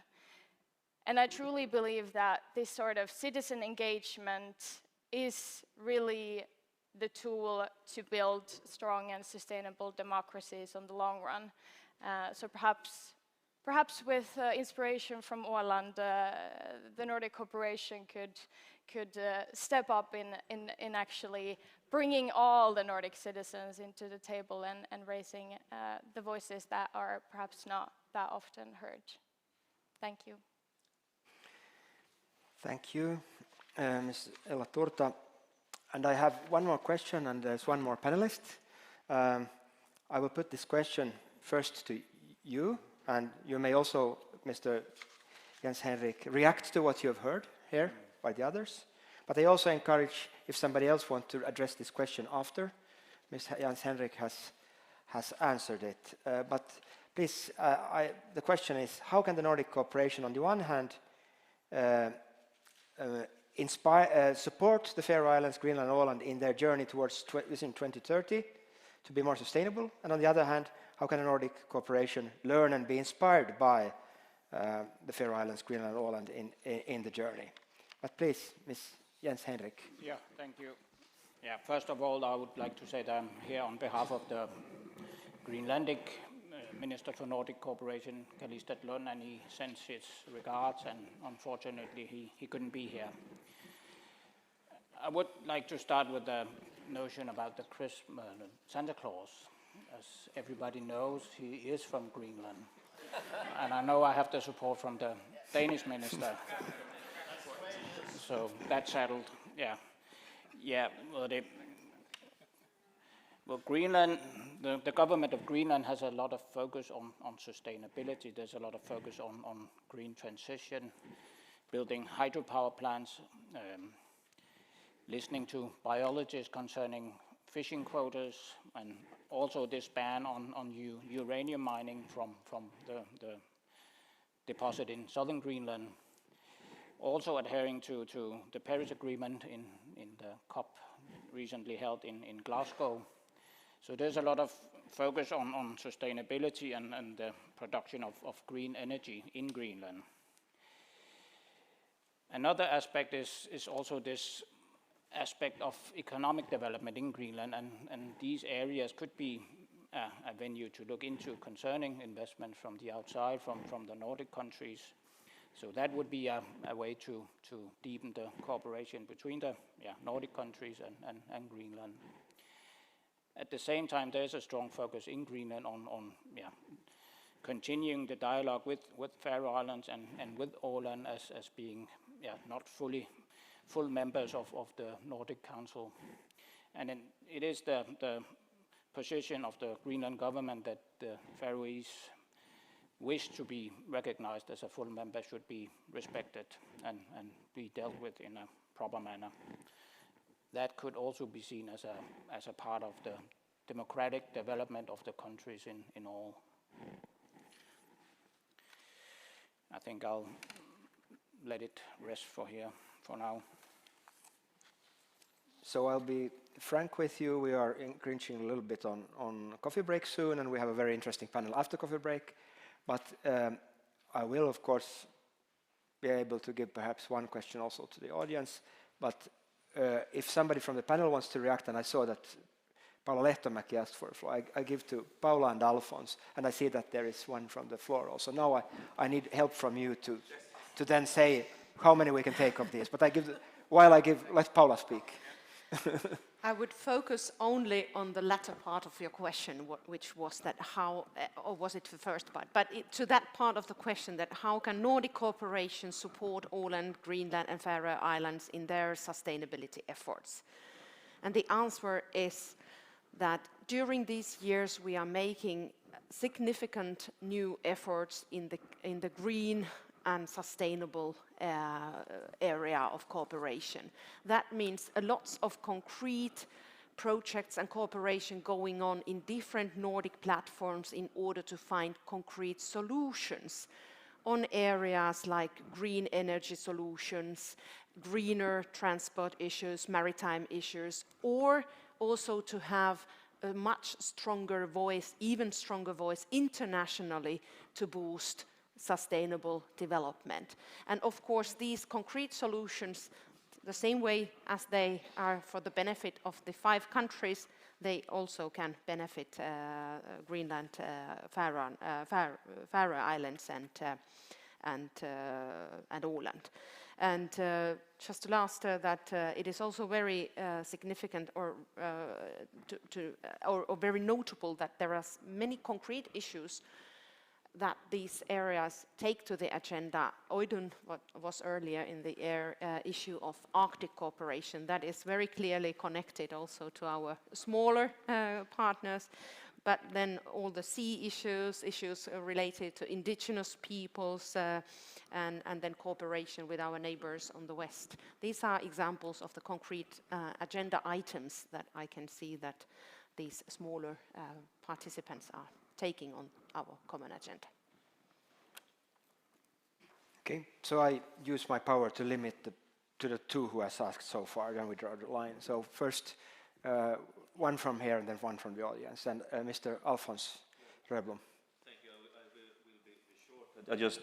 I just wanted to highlight that we are, of course, stronger together, and I think that the Nordic concept is a very modern way of looking at leadership and looking at power, because it's not how big you are or how powerful you are. It is about getting as many good examples of practices as possible into the equation, and to share knowledge and share inspiration. And I think that's something that we always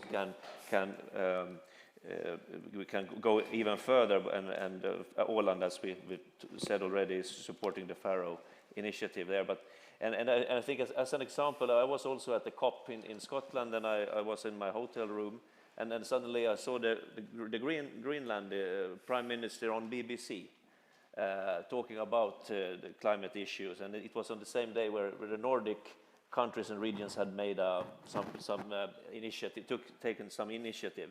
And that was a very good, just very concrete example that also the autonomous regions can be as spokesperson for the Nordic cooperation in the BBC and talking. I think it was very interesting and nice to see. Thank you. I will give first to the floor to my former Greenlandish colleague from the committee, and then I will give one more minister. And also we need to respond to you, I think, if it's a question. So please, Jörgen. Thank you. And as the leader of the panel says, I have served several years in the Nordic Cooperation on behalf of the Greenland government. I have one comment and one question. The comment is that I have not yet today heard anybody talk about the agreement of cooperation with the 3 delegations from Åland, Faroe Islands and Greenland signed in 2011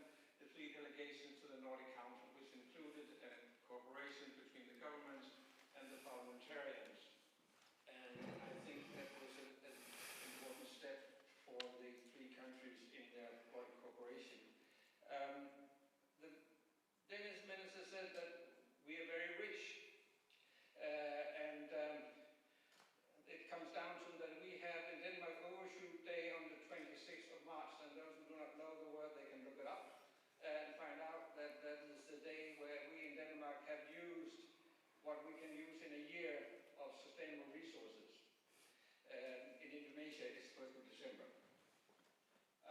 Which comes into the question of, as the Secretary General said, that a lot of cooperation in practical terms can be done, and there everybody puts their effort into it.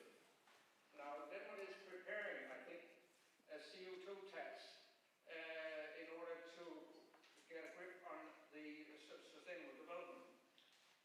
How is it that the calculations on how to do a CO2 tax is not done in a Nordic cooperation?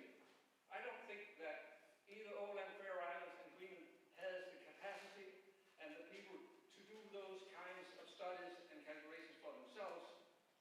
But it could be, to my view, a Nordic benefit to do it together, because then, of course, you would have to implement it individually, but then you perhaps could avoid to have new border restrictions among the Nordic countries if you took that on the Nordic agenda. And lastly, I've learned a new thing today, sustainable democracy. I still don't know what it is, but I hope to learn more about it. Thank you. Thank you. So with your permission, the Danish minister asked for, and maybe you also, Mr. Fleming, could give a comment to what we heard from the floor. But that's absolutely the last one. Thank you very much, and thank you for the question. I think when it comes up to border restrictions, we have learned a lot during the last 18 months, and we will focus a lot in coordinate and have the dialogue before new restrictions. That's what we have promised each other, and I think that's what we have to see. And when it comes up to CO2 taxes or new regulations in the future, I also hope personally that we will also here coordinate very clever and intelligent among the Nordic countries.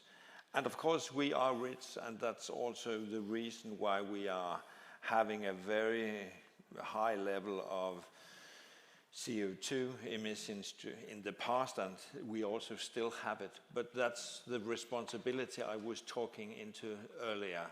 We have a very big responsibility, and I think we also here will coordinate with new systems, new technologies, and we want to share out of the Nordic countries to the global. Thank you. So thank you for your participation, and please, Mats. Yes, it's just half a minute and we'll take a coffee break, but I will comment on one thing, and that is the debate about the Santa Claus. Because we've heard two versions now. One that he's from the Finnish town of Rovaniemi, one that he's from Greenland.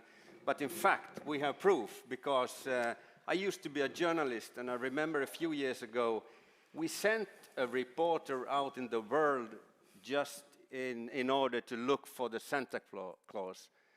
It was a Finnish newspaper. It might have some... yeah. And the reporter found Santa Claus in a place called Korvatunturi, and that lies in Finland. So Santa Claus comes from Finland, really. We have proof. Now it's a coffee break, and we return. Yeah. 14:15.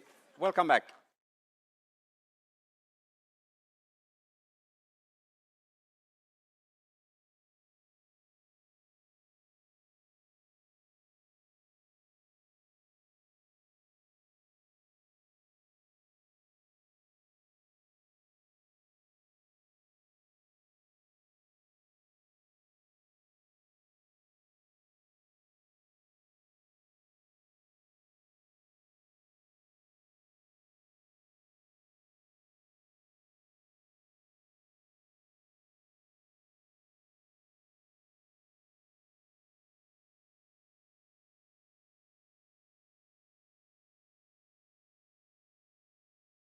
Please take your seats, and we'll continue as soon as possible so that we have a little bit more time for discussion and debate. And hope you enjoyed your coffee break and to stretch your legs. And now we are continuing the program, and I'm very happy to and honored to introduce to you our first keynote speaker, who is President Tarja Halonen, who was the first elected female president of Finland and served 2 terms from 2000 to 2012. And as a Finn, I'm obviously very proud of this, that we have had our first female president. President Halonen has also served as Minister of Social Affairs and Health and Minister of Justice, and so far the only female Minister for Foreign Affairs in Finland. And I have a long list. I could present a long list of achievements on what President Halonen has done, but she said I have to do it short, so she has more time for discussion. So, please, President Halonen, the floor is yours. Thank you. Is the mic working? Yeah? Okay, fine. So, thank you for inviting me here today. It has been very interesting so far, and I have learned a lot. I also often say that our 5 Nordic countries, they look from outside, very similar. And I have used very often the term that we are like sisters, part of the same family. Of course, we have the same values, what we don't even notice by ourselves because they have been always in the family. And so outsiders think that we are very similar, but of course, we in the family, we know that we are very different. That's same what the sisters always say. So, and I can explain it also. We don't have, for instance, the same approach or the same relations to NATO or to European Union, just a couple of examples. But the broad similarities that we share have made a very close cooperation possible. Nordic cooperation has been as a quite well-functioning example of international cooperation, and it has, I think, without any questions, created certain type of the stability or predictability in the region. I don't know what they will say on the other side, outside, but anyway, I think so. The autonomous or the self-governing regions in the Nordic are not necessarily close geographically. The Faroe Islands and Greenland are actually quite far from Copenhagen. Åland, on the other hand, is located on the border of 2 neighboring countries. So close family connections in the Nordic region have, however, brought us close and facilitated the progress and development between the countries, but also between Åland, Greenland, and the Faroe Islands, even if they are a little bit more remote, but still they feel themselves very well close. So I think that we can take also the glimpse of the history. So in the matter of fact, everybody perhaps remembers that Finland has actually had her own experience of being an autonomous region of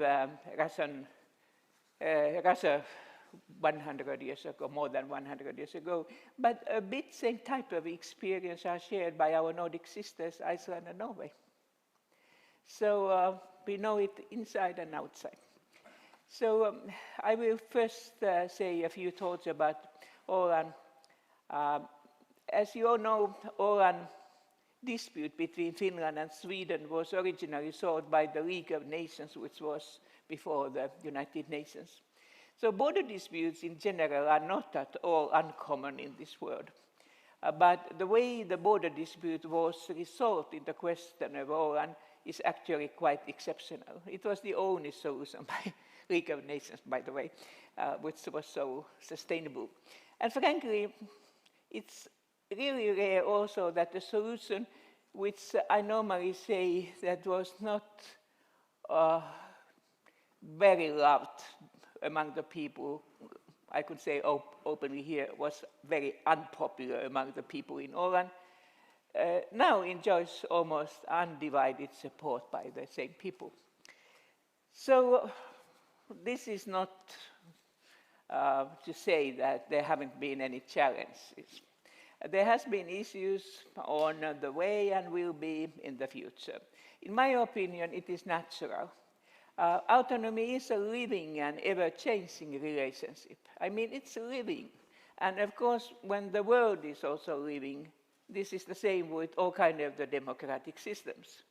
I would say even that if it does not change or feel these challenges, so there is a risk of the system freezing, even paralyzing. I mean that it has to be such kind of the movement if it's living.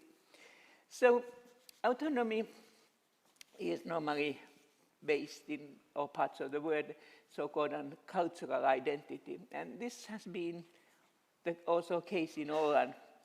The obligation to guarantee Swedish language as the official language and the protection of the land ownership are both very often mentioned in the original decision. But then when we see the process afterwards, also it has been important that because it's in very interesting way located in the Baltic Sea, that it's also unmilitarized. So I myself have been involved in shaping the position of Åland in 2 different decades. These discussions have never been simple or not even straightforward. I do not know how it has been with Faroe Islands or Greenland in the same way, but concerning Finland and Åland, I dare, being a Finn myself, I dare to encourage us to give more opportunities for different experiments. They could be useful for the development of the whole nation, and they are small enough that if they make a terrible mistake, we can help them.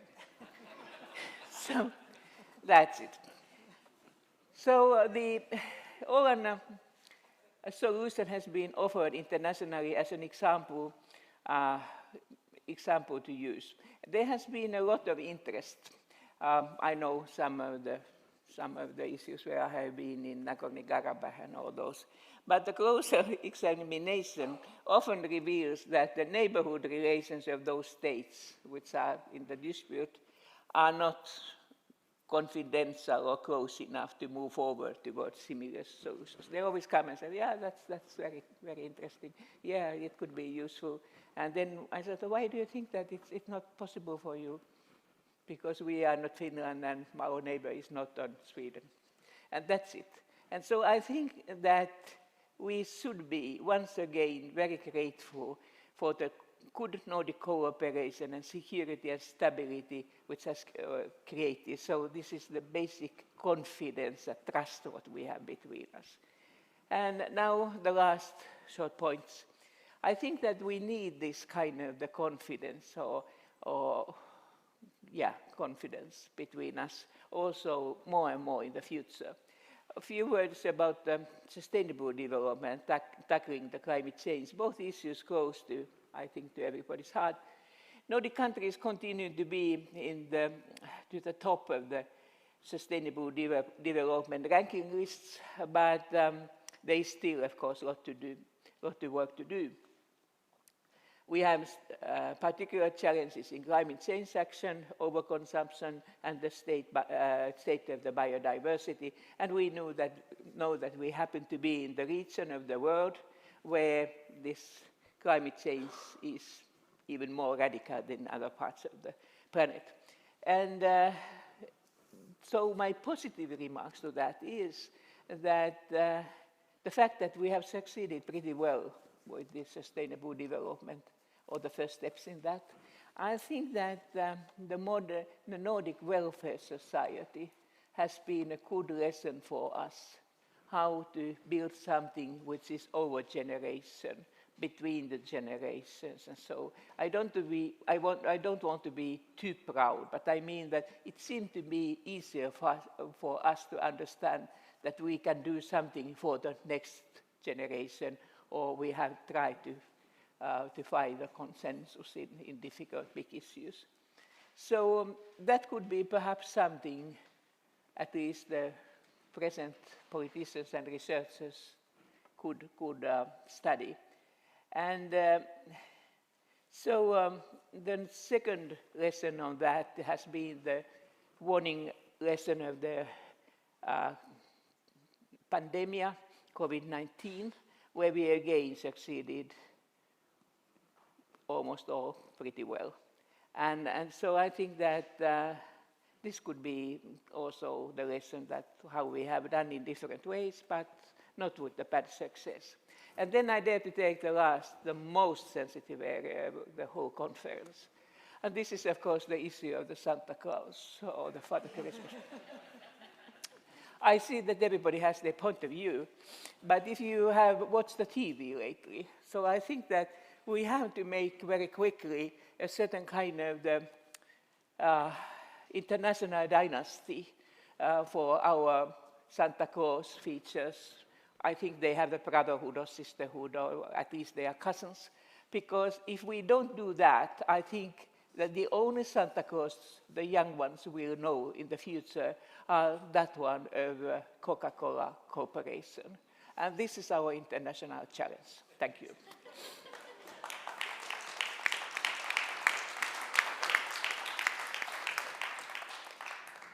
Thank you very much, President Halonen. I rest my case about Santa Claus. I say no more. So we go to the next keynote speaker, who is Ms. Ilse Brandskeris, UN's Assistant Secretary General for Human Rights. And she has also served as an expert member of the United Nations Human Rights Committee and as a senior research fellow at the Raoul Wallenberg Institute for Human Rights and Humanitarian Law at Lund University in Sweden. And the list is long, but I say no more. The floor is yours. Please. Thank you very much, President Halonen. It's a real privilege to be here up with you, but I don't know how to follow your wise insights into the system. But also, dear colleagues and friends, maybe making that link already in some of the previous panels, there was a little bit of the discussion of the example that can be provided by the Nordic cooperation, and particularly, of course, with the 3 autonomous self-governing regions, to the rest of the world. And so many things that could actually be useful, reminding ourselves that the lessons we learn have to include both good lessons and slightly less good lessons as well. The challenges, of course, also coming on board. So for that, we know I am serving in New York at the headquarters of the UN, and of course, their daily challenges and concerns globally of what is going on in the world with the big crisis, peace and security related, but obviously also sustainable development goals and the setbacks that COVID-19 has provided for that, creating also other crises, the climate change as we see also leading to real conflict in many parts of the world, notably in Africa, and many other such big challenges. And in general, COVID, we all know that COVID, of course, has laid bare the inequalities both within member states, within nations, and also between member states, very sadly, that perhaps were known before, and certainly experts have been talking about, but I think are no longer deniable. We also see that that is where all human rights have been touched. During this period, we see, of course, with COVID, you have the right to life, right to health, very clearly, but also the right to free movement, all of the other freedoms that have been strongly affected. Economic and social rights, very strongly, and in particular, of course, now looking forward to what we hope will be building back or to something different. But of course, the pandemic is still going on. Poverty, again, not declining, but actually increasing again in the world after the pandemic. So it is such a pleasure to have been here today and to learn that we have positive and good examples of cooperation indeed to look to. Of participation, it's really the key issue remains, of course, the effective and real participation in all of its different forms, and the self-governing regions as particularly interesting examples, and very important in a world where perhaps the skepticism towards self-governance is still quite widespread, and particularly when it relates to minority rights and minority concerns. So all the more reason to bring the examples out to a broader audience in the world and remind them of it. I will not go through what I have learned today because it's too much to mention here, but certainly the focus on the Nordic identity of coming together with the long shared traditions and values at the basis. But I think President Halonen, as you said, and many others said too, a key point, of course, is the trust. Because this is something that we also have seen, not just with the pandemic, we've seen developments in the world globally overall, the breakdown in trust in authorities, trust in interpersonal relations in society, but in particular breakdown of trust in politicians, in governments. And this is, of course, a trust between member states that we need to have in order to be able to work together. And of course, the networking, as many of you have mentioned, as a key part of it, and the very clear focus we had in the previous panel on sustainable development, on environment, climate change, the triple crises, of course, of the environment with pollution and biodiversity together with climate change. The preparedness that we realize we don't have, and certainly, if anything we learned from the COVID is exactly that. So this, of course, is very relevant in the UN context and very much touching on it. The participation, the contribution in international organizations of the Nordic Council, of the regional cooperation, and of course also specifically of the autonomous regions. I understand the reports I welcome very well, and I learned a lot from those too on the particular agencies, for instance, where associated membership has been gained and is possible and it's on its way. I noted most recently with both UNESCO and for several of the regions, but in particular also development in becoming associated member of the World Health Organization, of course, particularly relevant these days. But I wanted to just briefly mention two recent initiatives at the United Nations that I think resonate very well with what we're talking about here. One is the Secretary General's Call to Action for Human Rights, which was launched last year in February. And it really puts human rights, and together with a more recently launched common agenda, our common agenda also launched by the Secretary General, which was requested by the UN member states for him to come with a vision for how we go ahead into the future. Both of these initiatives really have human rights at their core and at their center. Human rights as obligations, of course, we know this, but also the transformational vision of this, that human rights really is where we find the source to give us, to solve problems, really looking at that angle where human rights can contribute to making solutions sustainable. The call to action has 7 different key themes. I will not go through them all, but just to say that, of course, there is this dimension of looking to the future as well. It obviously has climate in there, the environment. It also has sustainable development. It has what is called times of crisis, which is an agenda for protection, making sure that we can handle crises and be prepared for them, stressing civil society, and of course, full and equal participation by women and girls and other areas.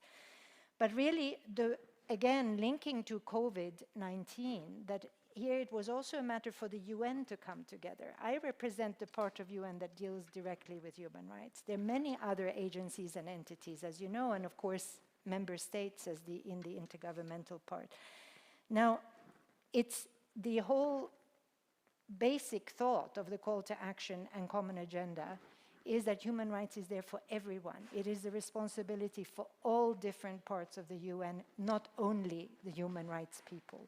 And this is the way forward to come together in a more coherent way. That, of course, is specifically stressing also taking into account and special attention to the needs and experience of people. We were mentioning people on the ground, and in particular also focus on minorities. It provides a toolbox, really. The common agenda focuses on 2 key areas. One is what we've talked about for years as well, is the crisis of multilateralism, or the challenges, let's say, to multilateralism. Again, coming back to the trust also between states. And we see certainly, again, if we learn the lessons of COVID, one of the very obvious ones is that it is a global challenge and it cannot be solved unless there is global solidarity, unless we work together. And the resurgence just now, last week, of this new mutant variant of the virus, of course, shows exactly that. As long as the whole world is not vaccinated, it doesn't matter that some of our countries have managed to reach that high level of vaccination, but it continues to spread. We need to make sure that we work together globally. The other side of it, and that really tackles directly the issue of lack of trust towards authorities that we have increasingly seen, the increase of grievances expressed in protests, and also in particular young leadership, youth leading protests, showing that we don't trust that authorities are doing what we need to do. And the need that the Secretary General is then calling for is for us to work for a new or renewed social contract, the very basic element of making sure that this rebuilding of the trust, making sure, and how do we do that, that actually the UN, that member states, that we deliver on the public goods, on the services, basic services, and on the rights fundamentally that needs to be there. There's a call for a listening exercise, truly listening to what people say, and the Secretary General is calling for all of us to do that, or in our countries and in our respective areas of governance, of course, equally. But there is also, and this is coming back to the topic of today, of course, is the call for a stronger, more networked and inclusive multilateral system. So it's anchored within the UN, but the idea there being that it really needs to create new partnerships and new networks, and going and reaching out, including to actors that have not necessarily been very active with the UN until now, and also the possibilities formally, as we know, can be limited, but there's an explicit call for overcoming those formal limitations to make sure that there's a very real interaction with stakeholders, and so that we can work together, all of the different, and this of course includes regional organizations, a very strong focus on regional organizations in particular. So I'd like to finish, because I know we have many others who have more wiser things to say, but I would like to read you just one paragraph of the common agenda, and that is: today, a broader range of state and non-state actors are participating in global affairs as part of open, participatory, peer-driven and transparent systems geared at solving problems by drawing on the capacities and hearing the voices of all relevant actors rather than being driven by mandates or institutions alone. This is a form of multilateralism that is more networked, more inclusive, and more effective in addressing 21st century challenges. And this is really, I think, where we also, bringing it back here, where the opportunities for engaging, making sure that your voices are heard and that it really feeds into the finding of solutions, in particular in the multilateralism, but also in the new social contract anchored in human rights. Thank you very much.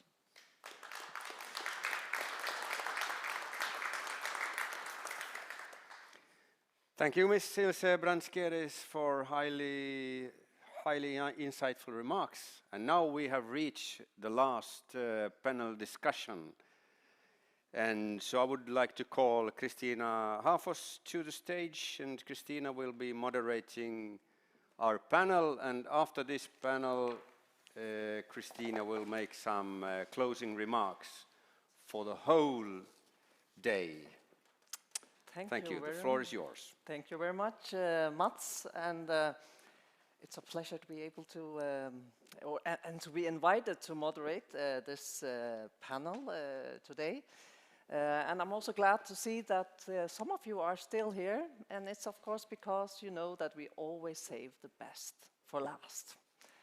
And we just heard that President Tarja Halonen talked about the Nordic being like a family, And I heard that Mats say no more comments on the Santa Claus, and I thought, how would a family find a solution to where is Santa Claus from? Finland, Greenland, and of course, the compromise is in the middle, in the Faroe Islands. So maybe that will be the solution.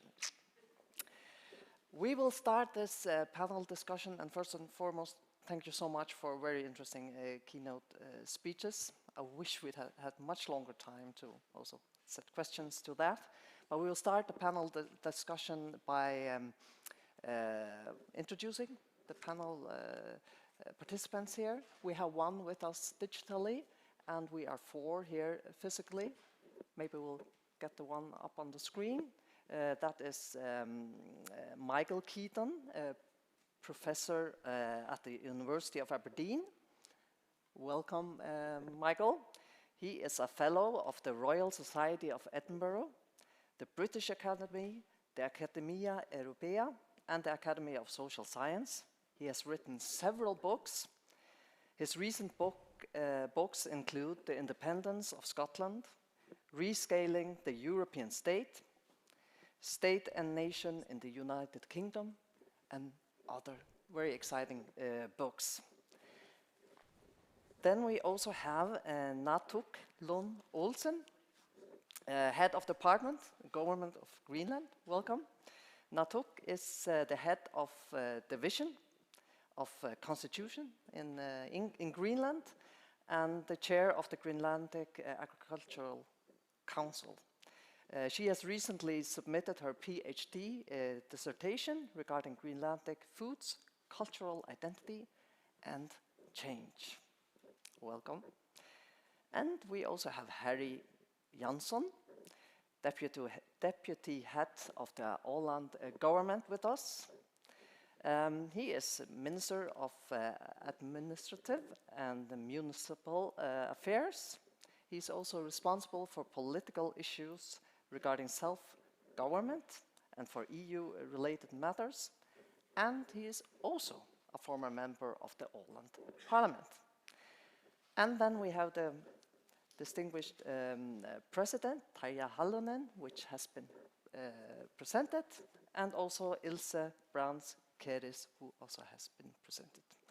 So all of you, welcome, and I think we'll have a good foundation for an interesting debate, but we thought to start with giving all of you about 2 minutes to answer the main question of this debate, because this debate is more focusing on the global perspectives of this, you can say, theme of this conference. It will focus on the global perspectives on the Nordic cooperation with special interest on cooperation with the Faroe Islands, Greenland and Åland. And the main question is, are there lessons to be learned? And if so, which are those lessons? And maybe we'll start in that one. And yes, welcome. Okay. Yeah, thank you. First of all, I would like to mention that Greenland was the last to partake in this Nordic cooperation. And as you might know, like Greenland is not called Greenland among Greenlanders, it's called Galatlit Nunad. But actually Greenland, the name Grönland, came from the first Nordic people who came to Greenland with the lawless Erik the Red, which led to that the Norwegian missionary Hans Egil came to Greenland for exactly 300 years ago and colonized Greenland. And actually, like, I would dare to say that if Erik the Red hadn't become lawless, I would not be sitting here. And Greenland would probably not be part of the Nordic cooperation, because Greenland is, through its Inuit inhabitants and its location closer to North America, not a natural part of the Nordic countries. But as you see, like, I'm a mix, we are all a mix. I would not have white hair if I wasn't a mix. They say that Greenlanders don't get gray hair. So, but due to history, Greenland has indeed become part of the Nordic cooperation in various ways. And most Greenlanders have relatives somewhere in the Nordic countries. And we speak the Nordic language actually on a mother tongue level. And we love to consume traditional Nordic foods. And I think as an indigenous society, Greenland is a role model to other indigenous people. But we also need to be aware of that also due to that we are so far away from the other Nordic countries, we have a specific different approach to the world view, which has an impact on how you actually pursue and you understand and stuff. And maybe one of the reasons that it took so long before Greenland became part of, I don't know, maybe, of the Nordic cooperation. But to get back to the question, are there lessons to be learned globally? Yes, of course, there's always lessons to be learned. And specifically with these three self-governing islands, to be part of the Nordic cooperation, even that it's not as a full, with a full membership, it's a way to develop political capital, and it's a way to develop habitats within regional policy. The three islands have different approaches and conditions, but we are also very much alike, because we are all islands and we are all not independent. So it would be interesting to see what kind of development one would see if the three islands collaborated even more than they do today.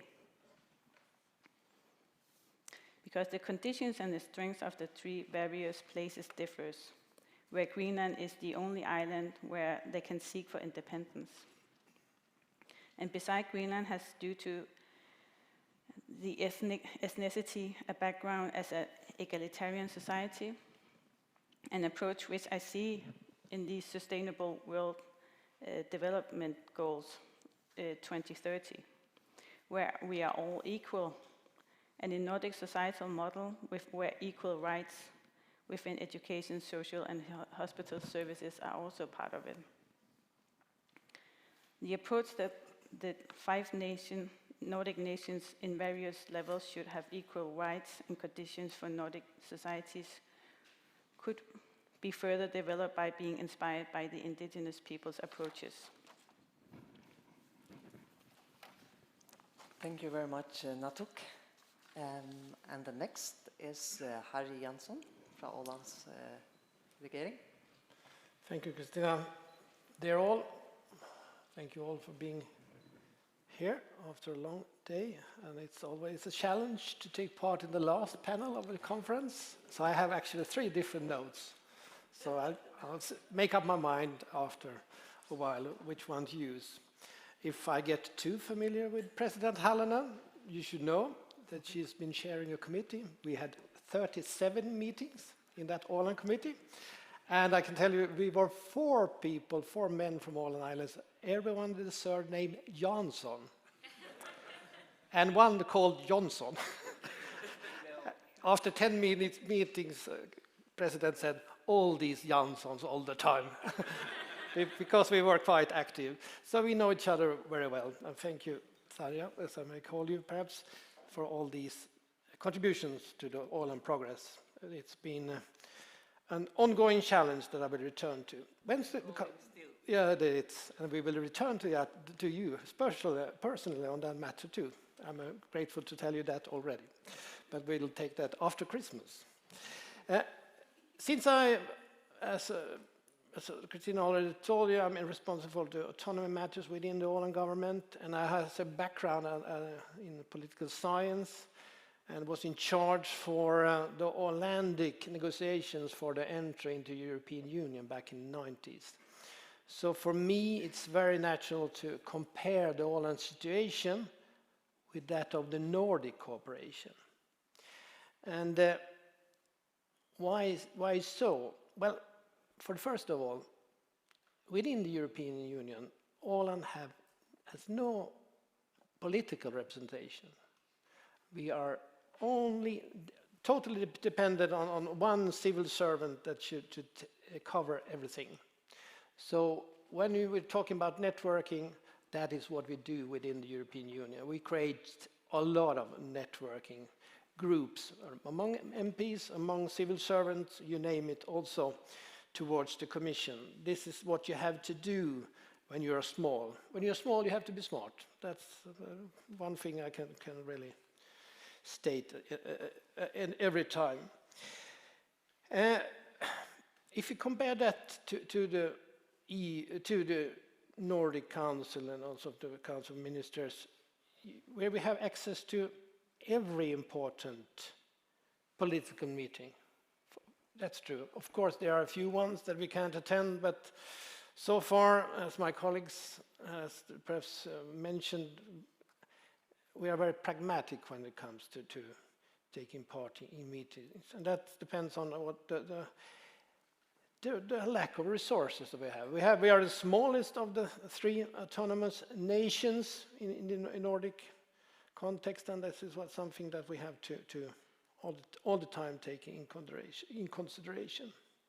But my conclusion at this stage, when it comes to this first question, could you imagine if the EU institutions would have another attitude towards the autonomous nations throughout the European Union? What a great contribution that would have on say, loosening up the atmosphere, even keep the independence, since it's so frightening for a lot of centralistic states, to keep the lid on that question by involving everyone that is dependent on the decisions that are made in Brussels and Strasbourg. And it's sorry for me to have to conclude that the European Union doesn't accept or doesn't recognize the very existence of autonomies. So I have to congratulate you and the Faroes for not taking part in that cooperation in that sense. Although the European Union, I would like to stress, also brings a lot of favors to all of you, all of us in different matters. So this will be perhaps this comparison between the EU context and the Nordic cooperation. So I will return to some other issues later on. Thank you. Thank you very much, Harry. And I think we will ask our digital participant, Michael Keaton, from the professor from the university in Aberdeen, our neighboring country, Scotland, to have the word. The floor is yours. Thank you, and sorry I can't be with you in person today, but I've learned a great deal listening to the discussions in the last few hours. I just want to make some comments about the broader application of your experience as I see it and what we can learn elsewhere from the experience of the cases that I've just been hearing about.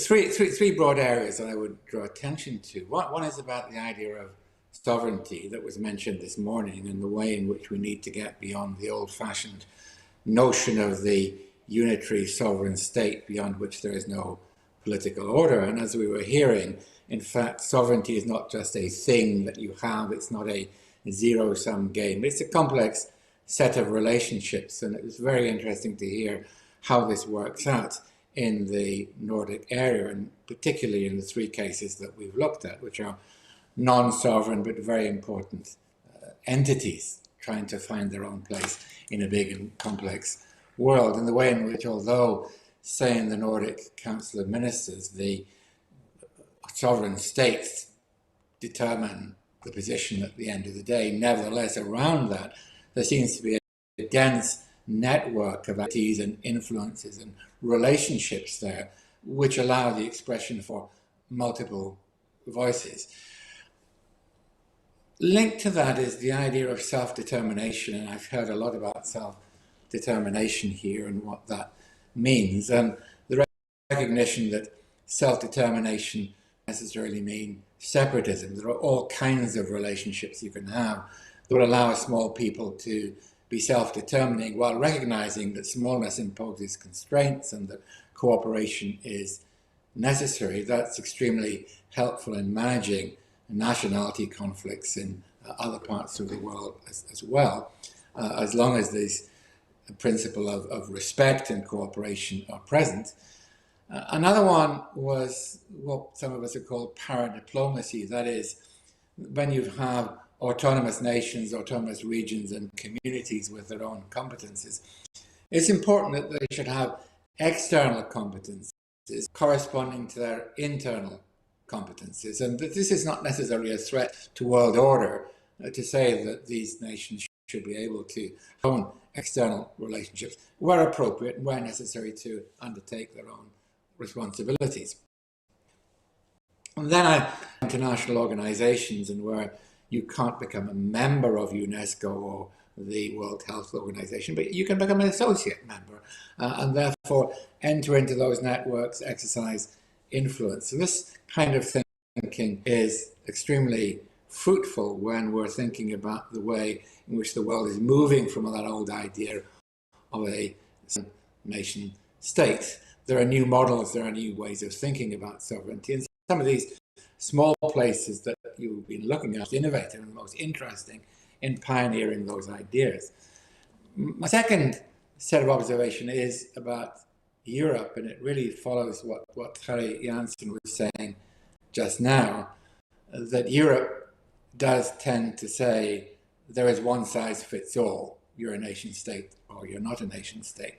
But in practice, and I've been looking at this recently, a deal of differentiation in Europe, and particularly what we call external differentiation. That is, there are places, particularly islands in the Atlantic, that are part of member states, but themselves are partially or wholly outside the EU, or they're outside of the EU and partially inside the EU. There are all kinds of potential ways in which we can think of that, the meaning of Europe, and be associated with Europe, which not necessarily taking on the whole burden of memberships. Europe, indeed, as we just heard, is not very good at recognizing this. They're not terribly good at recognizing realities beyond the nation state. But these are things that need into account, and in the building of Europe, this could potentially be an important element. And my final comment is about my own country, the United Kingdom, which, as you know, is not in a happy condition constitutionally at the moment, because until very recently, we were embedded in a whole network of external relationships. The United Kingdom is a union. It was part of a broader union, and these two unions were mutually sustaining, and the European Union was one of the things that held the United Kingdom together. But we've now got a governing coalition, you could say, in the United Kingdom, or at least in London, that thinks that sovereignty is a single thing and that we don't need to depend on anybody. A vision that is not shared in Scotland, Wales or Ireland, where this idea of interdependence and union thrives, so that Brexit has seriously damaged that understanding of sovereignty as relationships and cooperation. There's a serious challenge for independence in Scotland and for Northern Ireland leaving the United Kingdom and joining the Republic of Ireland. But even if that happened, it still wouldn't resolve the problem, because you still have the relationship between Scotland and England and two parts of Ireland and Wales would still be there. It doesn't matter whether we're part of one union or not. We're still neighbours and we still have to cooperate. So there is no sovereigntist solution to the problem of the United Kingdom. It's got to be this post-sovereigntist kind of thinking there. Unfortunately, there's not a lot of that around at the moment. And then finally, there's been a great deal of talk in recent years of the concept of these islands. We don't call them the British Isles anymore. It's a expression, the British and Islands, Irish Islands. Anyway, this whole panoply, this archipelago of Great Britain, Ireland, the Isle of Man, the Channel Islands, and so on, which form some kind of ill-defined union. The expression is used, the totality of relationships amongst the peoples of these islands, no, not the states, the peoples of these islands. That's the key phrase. And it just strikes me that the Nordic experience offers an awful lot of lessons in thinking about that way, thinking about the complexity of those kinds of relationships. So I look forward to learning more from your experience and exchanging perspectives on this, because I think the kind of predicaments and the challenges we face are in many ways quite similar. Well, thank you, Michael, for bringing those very interesting perspectives into this debate. I have a feeling we have far too little time to go into details with all of this. And we still haven't heard our keynote speakers, which I will give the words now. Maybe you are inspired a little bit by those three who came before you. So, President, the floor is yours. So thank you. Yeah, so much to learn, so much to study. I know that too many jokes are not good. I was whispering to my friends that I don't know about Michael, about the European Union, but why not we could call you to become a member of the Nordic Council anyway. I'm in Scotland. I think that what we have now spoken, it comes again, come back to this political will, and then the legislation and the trust. And I think that I can say openly that I was very interested about the Secretary General's opinion that she doesn't see any big differences between the member states and then these autonomous islands. So I think also the opposite way, that if you think one day in the future that which kind of the difference it would be if they would be the full members, or some of them could be full members, that whether it would change your practical work much. I don't know. That's why I make this question. And so it's always good to see in both ways. And of course, the fact that I have said that the autonomous status is a leading system, that then it can turn to different sides. And of course, we, the Nordic countries, some of us, three of us, we know also that we have become independent. So of course, this kind of the result is not either impossible in the future. But I think that if it happens, so it would be anyway that they will be well-educated and like-minded areas. I think, of course, that for instance, Åland Islands situation is politically so interesting that I think that they don't think that step now in the near future, because the Baltic Sea is really a hot point. And we have our duty, of course, to defense Åland Islands. But it could be also other things. Then I think that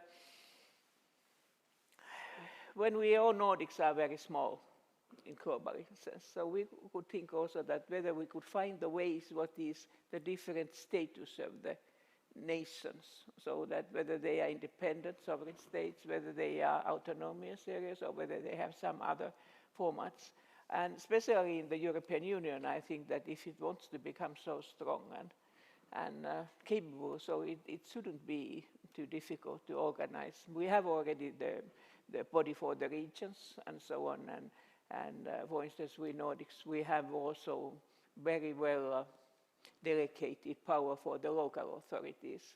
And we have sometimes difficulties to understand that Germany is a federation, because the federation for us is something very, very far away, that because we want to keep our power in the union.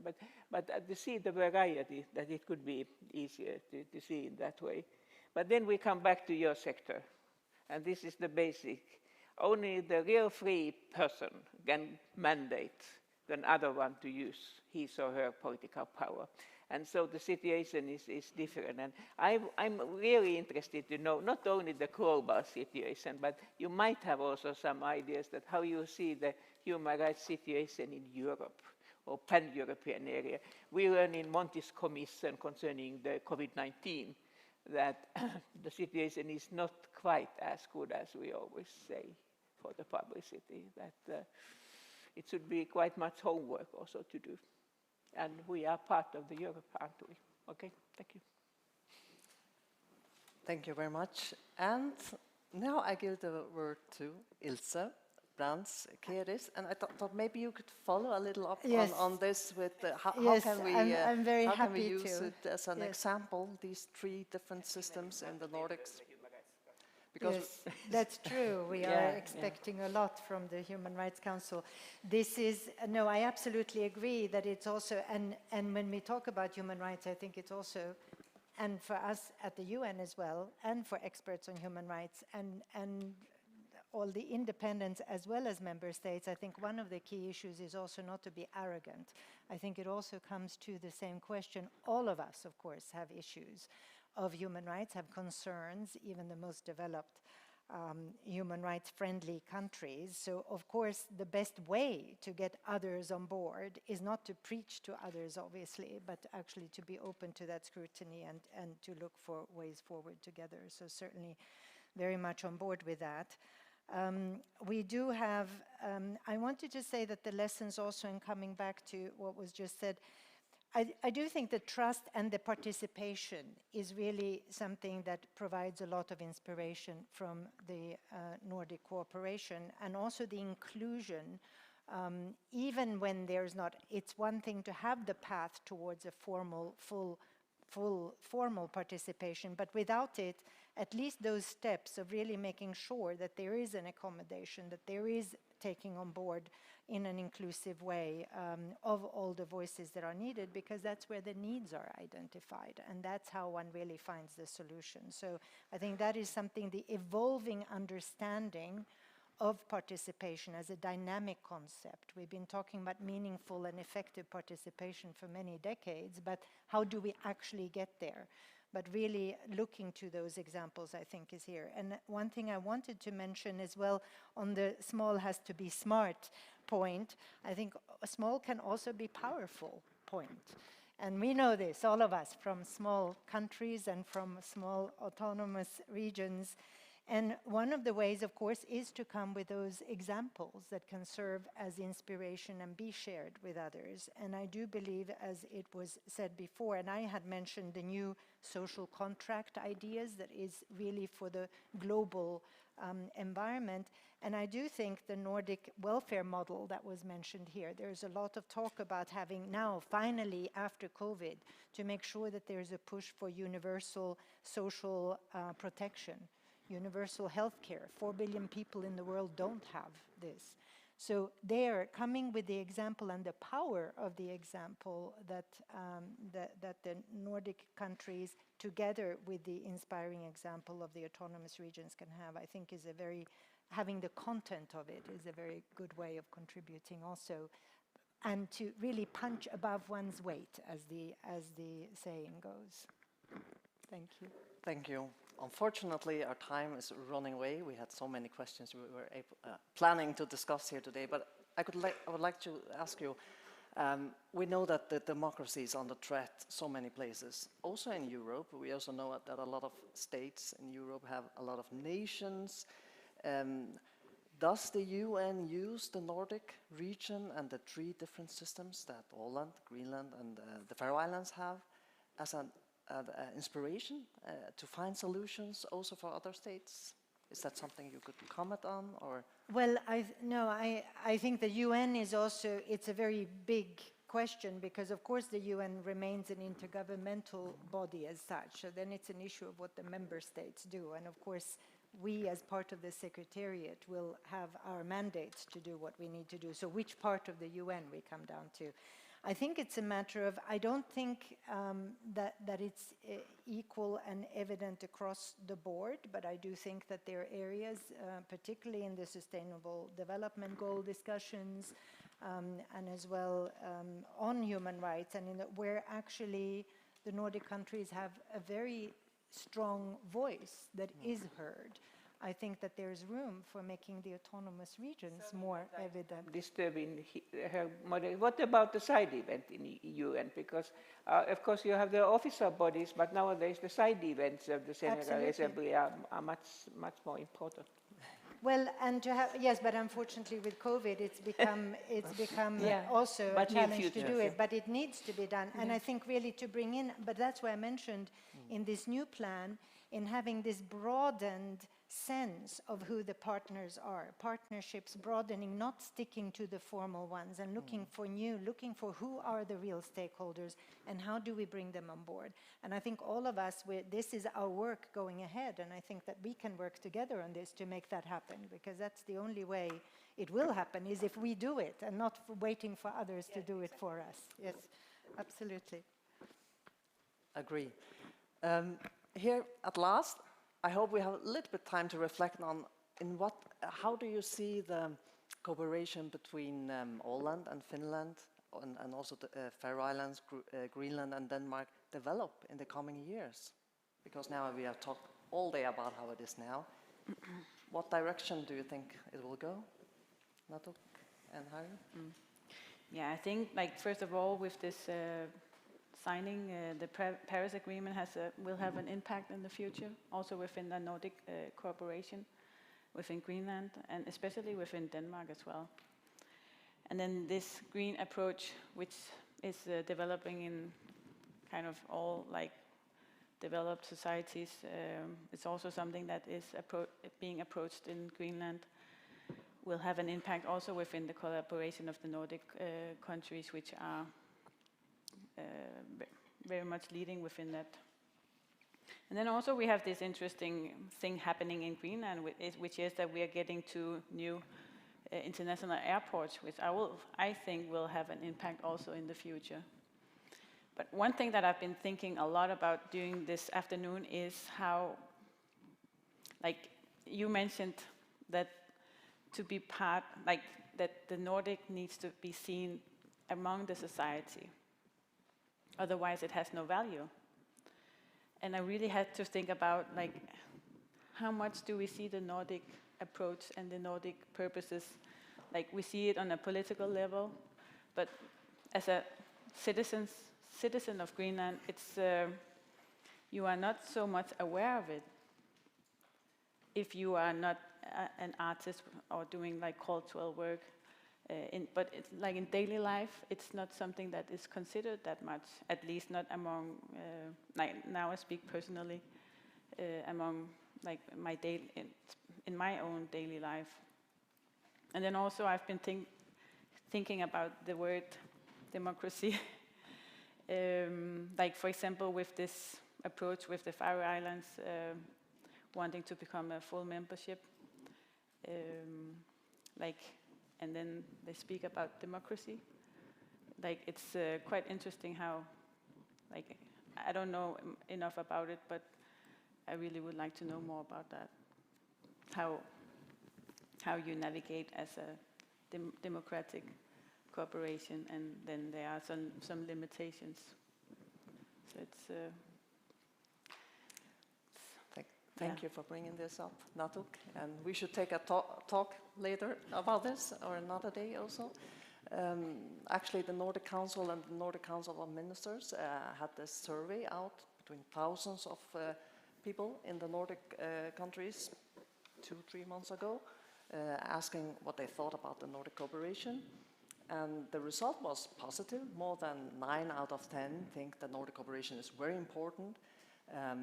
6 out of 10 they want more Nordic cooperation. Only 1% said they want less. But actually in Greenland, it stuck out because, well, while it was 9 out of 10 on average, only 4 out of 10 in Greenland. So I think it says something about us in the Nordic cooperation, that we should do a better job for telling about the Nordic cooperation, why it is important in the daily lives of people, and also what the plans are for the future. Harry. Thank you. I must say that the Nordic cooperation really needs a restart after the pandemic. As my colleague Annette told you, the consequences for our Åland Islands were quite severe. And it's also had disastrous consequences for the principal rule of law in the partnership Finland-Åland. President Halonen and we have noted so far around 50 breaches of the Act of Autonomy. So you can understand that we have a very serious moment ahead of us. That's why I already invited you to another excursion connected to the Åland Islands. From the Ålandic point of view, of course, a brand new act of autonomy to replace this one from 1991 would be of essence. And I'm sorry to tell that we have quite a few challenging moments ahead of us. We'll start negotiation with the Finnish government on Wednesday once again, and hope we can bring it to a positive end. But so far it doesn't look that good. And of course, since we are celebrating 100 years of autonomy, we would truly hope that the Finnish government and the parliament could be a bit more inspired by the Danish model. I can understand that you perhaps experience that you have, let me say, arguments with Copenhagen, as autonomous nations do have with the central state, but for us, the Danish model is like a dream. I can tell you that. So we have actually, to end my speech this time, we are actually planning to hire a plane to send Finnish politicians to Copenhagen to learn how to handle autonomies in daily modern life. Thank you. Thank you, Harry. Maybe they will be inspired by this conference. Yes. Who knows? Yeah. I can see Mats is like, dun, dun, you have to stop now. So, yeah. Unfortunately, we have to end this debate. I would love to have so much more time. And I hope that this is only the beginning of a much deeper discussion on many of these themes. I think we should dig deeper into and use more time. So hopefully the first of many conferences on this theme. So I think we should give our panel a hand, all 5 of them.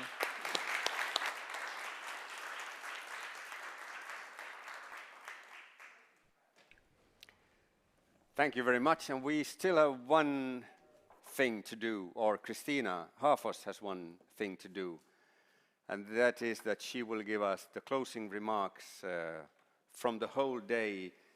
And you have, how many minutes do you have? You should have had 20 minutes. I was told I think you have 6 minutes. Last is night, that okay? 20 minutes I was told last night. So unfortunately, Bertel Haarder, which is the president of the Nordic Council, couldn't be here with us today. And I'm the Secretary General of the Nordic Council, so I will make this closing remarks. And first and foremost, I will start to thank the Finland's presidency of 2021, which in cooperation with Åland and the Nordic Council of Ministers in general have arranged this very important conference here in Folketinget today. And also thanks to Folketinget for letting us use this fantastic building, which we also used back in November for the yearly session and summit of the Nordic Council. Thank you very much. And of course to the speakers and panelists for very, very interesting contribution to this conference, which I am sure we will build on further in the coming times. We live in exceptional historic times, both we in the Nordic region, as well as in Europe and in the world. We face huge and also several challenges at the same time. The climate change, digitalization and artificial intelligence, increasing inequality, the COVID-19 virus on top of that, and also the theme of this conference, the threat against democracy and rule of law. These are just some of the big challenges that we all face, but they also all have one thing in common. They have that in common that in order to find good and sustainable solutions to these challenges, we need more international cooperation, because no state and no nation will solve these challenges on its own. But together, through international cooperation, we can find solutions. And one of these important international cooperations is the Nordic cooperation. And we like to believe that our cooperation is growing stronger and older each year. Next year, the Nordic Council, the interparliamentarian part of the Nordic cooperation, will be 70 years old. This year, the Nordic Council of Ministers is 50 years old. And even our Youth Nordic Council has 50 years anniversary this year. So I think that is something to celebrate. A saying goes that when the winds of change come over the land, people act like in different ways. Some set up wind shields to hide from the changes, and others set up windmills to harvest from the change. And I think I can say that the Nordic Council is trying to put up windmills during these times with winds of change. 2 weeks ago, the Nordic Council of Ministers held a conference in the Faroe Islands regarding what can we learn from this time with COVID-19 and how do we move forward to strengthen the cooperation. And we discussed a report with very concrete solutions or suggestions to solutions on how we can make the Nordic even more integrated and even safer for the next crisis. And today, the Nordic Council of Ministers holds this conference regarding sustainable democracy with focus on cooperation and focus on the self-governing systems of Åland, Greenland and the Faroe Islands, hopefully both to inspire others, but also so we can learn from the past and take some good next steps. And today we have heard very inspiring speeches, interesting debates and wise advice from the Nordic countries, from the United Nations, even from our neighboring country Scotland, and also from Regeneration. Thank you to all of you. Another saying says that if you're walking in the footsteps of others, you will never go in front. You will never be a front runner. And I think when it comes to the self-governing systems in the Nordic countries, in many ways, they have been developed in its own way. We have shaped our own footsteps and also different footsteps, both for Greenland, for the Faroe Islands, and for Åland. And when we look at the threats against democracy in Europe and in the world, and when we try to seek for solutions, because of course we always should try to find solutions, I believe that the footsteps that have been shaped here in the Nordic region by Greenland, the Faroe Islands and Åland, together with Denmark and Finland, and as part of the Nordic region, I think that those footsteps might be useful for some to step into and to follow. Of course, we should be very careful of not saying which kind of democratic system is the right for everyone, because it depends a lot of history, culture, and legacy. And even, as I mentioned, for Greenland, the Faroe Islands, Åland, the solutions here in 2021 are different, and we want them to be different. I come from the Faroe Islands, so here in the closing remarks, I will reflect a little on our system and cooperation. The Faroe Islands has had a self-governing system and been a self-governing nation within the Danish kingdom and the Danish state since 1948, for 73 years. We actually had a parliament for 1,000 years, competing with Iceland and Isle of Man on which parliament is the oldest one. But 73 years is a long time. So I think with this theme today, looking for sustainable democracy, it's interesting to reflect, why has this system lasted so long? I have been in Faroese politics for most of the years, the last 20 years, a member of parliament or a minister, and I see the trend is clear. More and more legislation has been moved from Folketinget here, the Danish Folketing, to the Faroese parliament during the years. And it's also clear that the key to this lasting Faroese self-governing system has been that the frame of the system has moved the decision on when and what to take home of powers from Folketing in Denmark here to the Faroe Islands and to the Faroese parliament and government.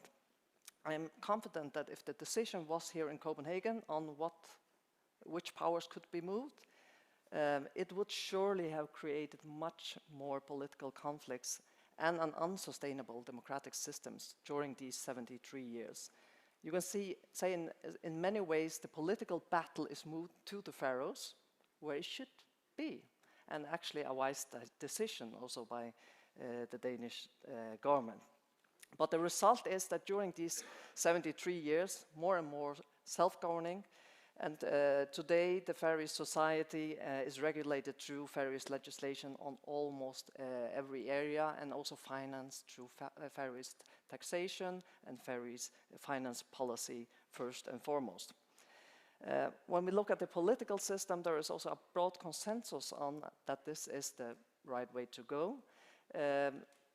You can say slowly moving towards being more and more self-governing. There is also a full consensus politically on asking for full membership, for example, in the Nordic Council, and wanting more influence on foreign policy broadly. As well as there is a full consensus also within the Unionist Party that the Faroese people has the right to self-determination. And just this one keyword, self-determination, is also a very important keyword, both in regards of human rights and creating sustainable democracy. Because you can say, letting the people decide of their future, if not the people, what is the alternative?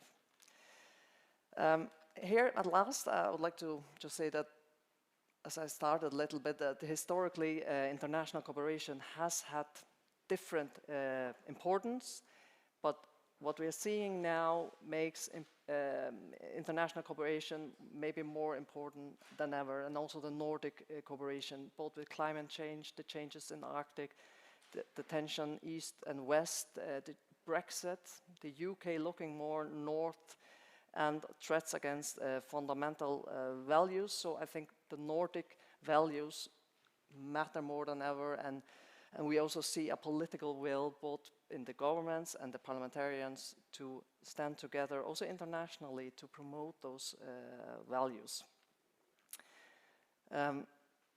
We also know, when we look at ourselves, that nothing stands still in the world, and the world is constantly developing. If you stand still while everything else develops, then you're probably decreasing or becoming weaker. And we should never take democracy for granted. And therefore, I think also in the Nordic countries, even though we have a lot of good things, we have to continue to strengthen the democracy, also including the three self-governing nations.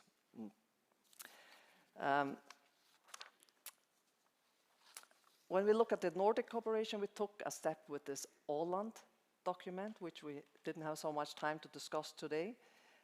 We have heard about the Faroe Islands wanting full membership. And I think there are, just like we have three different systems for self-governing in the Nordic region, there are also opportunities within the legal framework, if there is a political will, to find different solutions, both for Åland and for Greenland and the Faroe Islands, if there is a political will to take that path. But that has to be a political negotiation and of course a will to take that path. Finally, a Faroese saying, "Ontje så ringt at det ikke er godt for okkurs." There is nothing that is so bad that is not good for something. And you can say that this corona crisis has been bad, and it has shown us some weaknesses in the world globally and also in the Nordic region. But as I mentioned, it has also shown how incredibly important it is to find international, sustainable and fair solutions to our major challenges. And the same goes for the threat against democracy and rule of law, and creating more sustainable democracies, which has been the theme of this conference today. And I think step by step we will get there. And it is important that, as I started up with, that someone creates these footsteps who can make it easier for others maybe to take progress towards sustainable democracies. And hopefully the Nordic countries and the region will continue to make both stronger and more footsteps towards sustainable democracies for our Nordic nations, and also to the benefit of all nations who want to walk on the democracy path. I will end now, Mats. Since this is the closing remarks, and we are ending the conference now, I will, again, on behalf of the Nordic Council, say thanks to the Finland's presidency for arranging this conference, and also to, of course, to Minister Thomas Blomqvist, which has been with us digitally, and Minister Annette Holmberg Jansen, and to all the speakers and moderators, panelists. Thank you very much, and not to forget the Finnish Institute for International Affairs, which has made so much this very interesting report. We can recommend you all read, and the Åland Peace Institute. And thank you for you all here to participate, and all of you who have participated digitally also. You have participated in making this conference one of the highlights, the Nordic highlights of this year. With these words, we will end the conference and wish you all a Merry Christmas when you come longer in December.